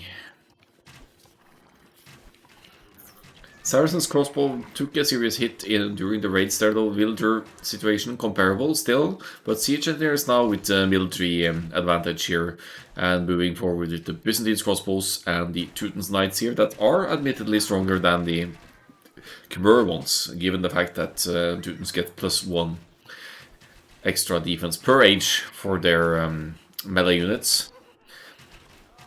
Imperial Age also on the way for the Teutons here. Incredible. After investing into a significant amount of army here. 54 farmers, 22 on gold.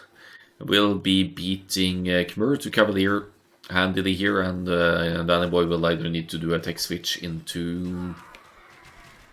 Yeah, we'll definitely need to switch into something else, because you can't fight Teuton's Cavalier with Castle Age Khmer Knights. Monk's not really an option either, because Teutons have conversion resistance, so if you want to go into Monk defense, not that it makes sense at this point in the game with this many units on the field anyway, but yeah. At least we have Kaibab going up to the Imperial Age here, and a Khmer player as well, so now Byzantines West Hamnet may be suffering after all from the raids in the base earlier being idled quite a bit.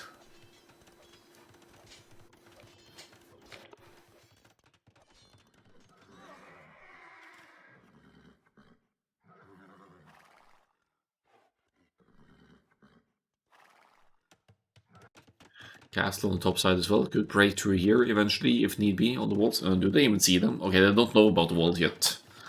May suspect it at this point though, since all the aggression has been going down on this side. 3 more Rangers for the Byzantines, still no, even with the cheaper Imperial Age for the Byzantines, no sign of an Imperial Age transition here. There's actually resources for it. Maybe missing the buildings. But Imperial Age is in for the Teutons here. The Knights numbers are outmatching the Khmer by far. The potential issue here is that Kaibab will be getting Imperial Age as well and could get Arbalests here too, which is a concern for the Teutons. They don't really deal well with strong archers civilizations. Not on their own anyway, now they have a cavalry player to support them, so we'll see. Defensive castle gets denied for Kaibab here. Weini is hesitant to take engagements here for a reason. Wants plate parting armor and cavalier to kick in first. And here we go with the Imperial Age for the Byzantines. Lots of gold and resources in the bank overall. Could probably drop a forward castle at this point and start pushing into the Saracens' base here. Maybe this game doesn't go to trade. Maybe this will be a game decided by the power spikes of Imperial Age. 24 crossbows only for Kaibab here. Who is going to go into Arbalest here? Hello, JBR, my friend. Thank you for the raid.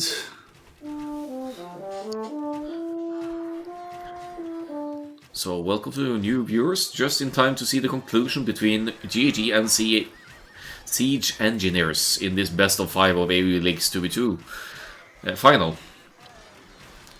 So, an amazing turn of events here, because there was some serious pressure of GG inside the Byzantine base earlier on, and as you can see, they barely lost any villagers this game. It's amazing. Yeah, they've got back into it here. Siege Engineers, they're in Imperial Age now with the Teuton's Cavalier with the respective upgrades here now. Khmer in Imp as well, but for now lacking the Cavalier upgrade and also behind in actual numbers. So the upgrades for Imperial Age kicking in for the Cavalier here, but look at the army numbers of the Saracens here. That is the big concern here. Only 3 Arbalests on the field currently, 4 Rangers producing, but it's going to be a nightmare to try and reclaim the positioning here. Kaibab taking a serious beating in home base, and also looking at the score, the overall KD, the Eco KD, maybe, here notably for Siege Engineers is now at 31 villagers down for Kaibab, now to 70 villagers.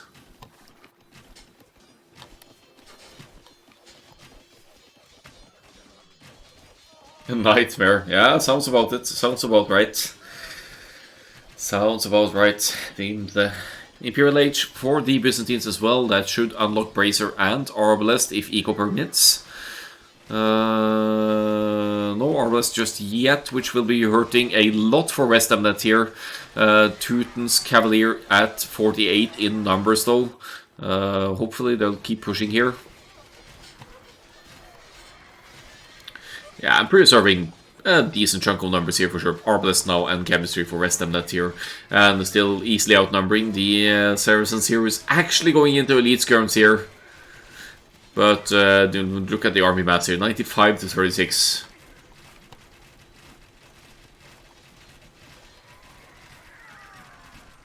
Alright, JBR. See you around and thanks for the raid. Mrs. BR. Oh, I see it. Yeah. That's a valid excuse to stay away from Twitch.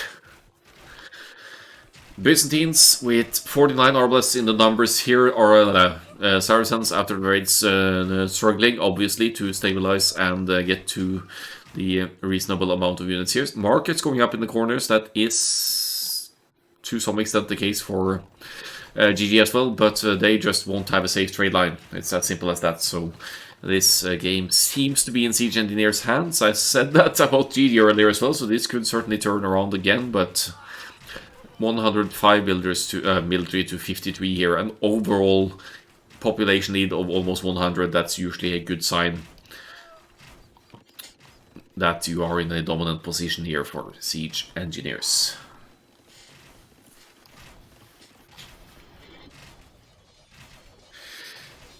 You'd think these were Saracens, arbalests, shredding buildings like that, but they're only generic ones. Will we see the Paladin from the Teutons, maybe? Let's have a look at the ecos here again. Food, gold, yeah, just lacking the food now for the Paladin upgrade. Very, very close to pop capped, and Byzantines getting their sort of as well. I'm not sure. Yeah, monks for relics probably. But winning a lot of map control here. I'd love to see more activity of the cavalry here, though. Maybe even attempt some raids on exposed parts of Green's hide here. Purple doesn't really know too much about Danny Boy's situation here. Buildings production going down here, so no easy pikemen or halb transition here for Khmer either. And that's a setback for GD here, that Saracens don't get halberdier at all. If anyone's going to make halberdiers, it has to be the Khmer player, and the Khmer player would benefit from using the mobility of raids Hussarians as well. Saracens could of course go into Hussars eventually as well. They're trying to break through on this side, could maybe get some raids, light cav, pike raids going in on the right hand side here to re-establish some map presence here, but that military difference here, that is what's concerning me. The tab here, very much more red than blue.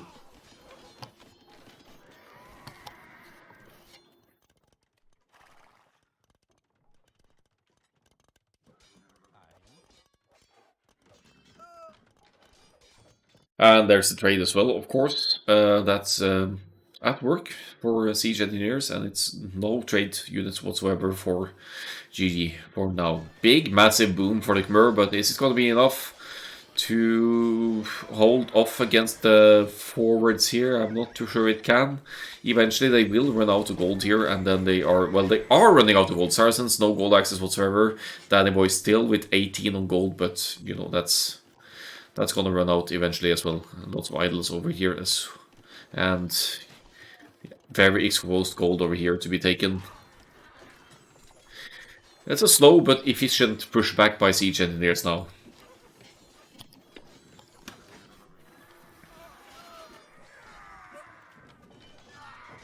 We'll do with the forward cast. Yeah. Map positioning would certainly... Castle forward for more map control would absolutely be helpful to fortify the push forward there. But look at the situation for... they're just not allowing Kaibab to get back into the game here to produce units. 3 skirms, 1 skirm, 1 pike. 108 to 54 military, but the only person providing military here, the only player, is GG, and GG is pop capped and can only do so much. It's fight against fight. The military forces will have to kill quite a few of his own villagers to be able to match here. 45 villagers dead for Kaibab, and if you just task a few arbalists over here from West Emnet, this wood line is gonna go down as well, and lots more villagers might actually be the plan over here. It's looking rough. Look with the reboom, but look at this space here. That's barely 1/4 of the map, and I guess you could even consider cutting through the woodlines to finish players off here. Yeah, the Cavalier find their way in here. I think West Emnet thinks it's Saracens here, taking out buildings with arbalists only, but here comes the the death blow if he didn't have it before. Siege ram train from West Emnet here, 9 siege rams no less, to start take out the remainders of Kaibab space, and then eventually push further back, of course. Love to see some Teutons cavalry raids over here though. This farming eco is just so exposed. But it's also the decider game, so you can't blame GG for holding on there. They're down 50 villagers, could be much worse, all things considered, but they're also down in military, which is a larger concern in the grand scheme of things here. No paladin for Teutons yet, but it is on the way. So is banking and hoardings for the existing castles of the Teutons over here, I guess. Looks like some raids were attempted here, but they didn't really get far in the north here with the defensive castle in place here for Danny boy. Venegor, shalom, shalom. Welcome to the conclusion of this hideout game in the best of 5 between GG and Siege Engineers here.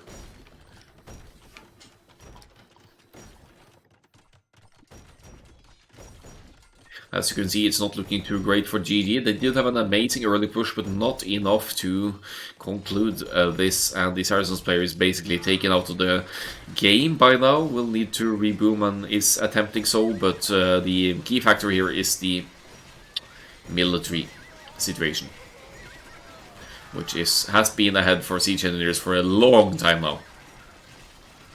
50 paladins now. Teuton's paladins, they are no joke. They have 2 plus 5 melee armor, sorry. And of course 14 plus 4 attack.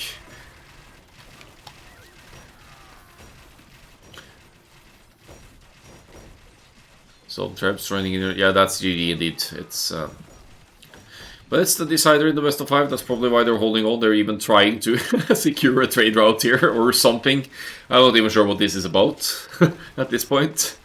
But, what are we looking at? 7 siege traps, 8 trebuchets, are you kidding me? The castles will crumble like crackers to these Byzantines.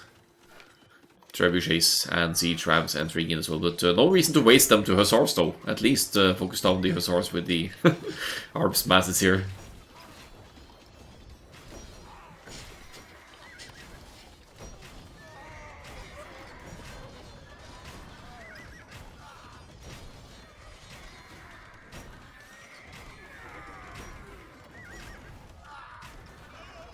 Still 4 traps left to go here, and does Danny Boy even have stone to repair here? Does have stone for another castle.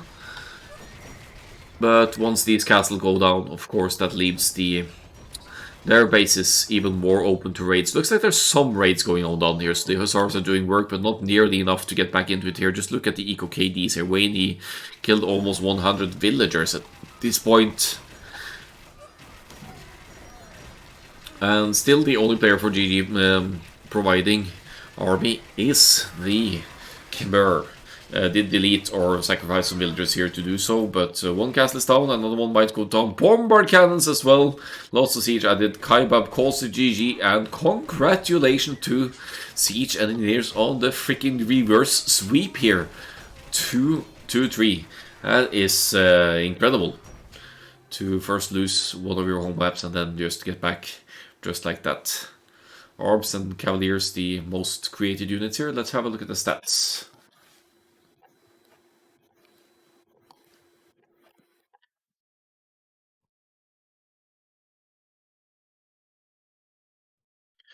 Alright, so Teuton's economy in the end, amazing boom for the Teutons, amazing paladins when you can get to them with that extra melee armor. Byzantines took a beating there, but they are a defensive civilization, and if that has ever been proved, it's proved by Byzantines now. Amazing hold in the castle age here, losing only 1 villager to a seemingly endless pressure by the Saracens and Khmer. Just amazing. So Byzantines holding, of course, allowing Teutons to free boom. Aside from making knights, that is. And the society score will show, yeah, highest villager count for the Khmer, but not really enough to keep up here. Well, again, GG well played indeed. That's going to be it for me today. I've been casting 2 finals, and that's, yeah, it's taking its toll on my voice, I can feel it. But let's see if we can find someone to raid here. Yeah, let's pass you along to my fellow Norwegian streamer buddy, just for 1966, I think is playing some ranked games. Having a good old time with that. So let's see.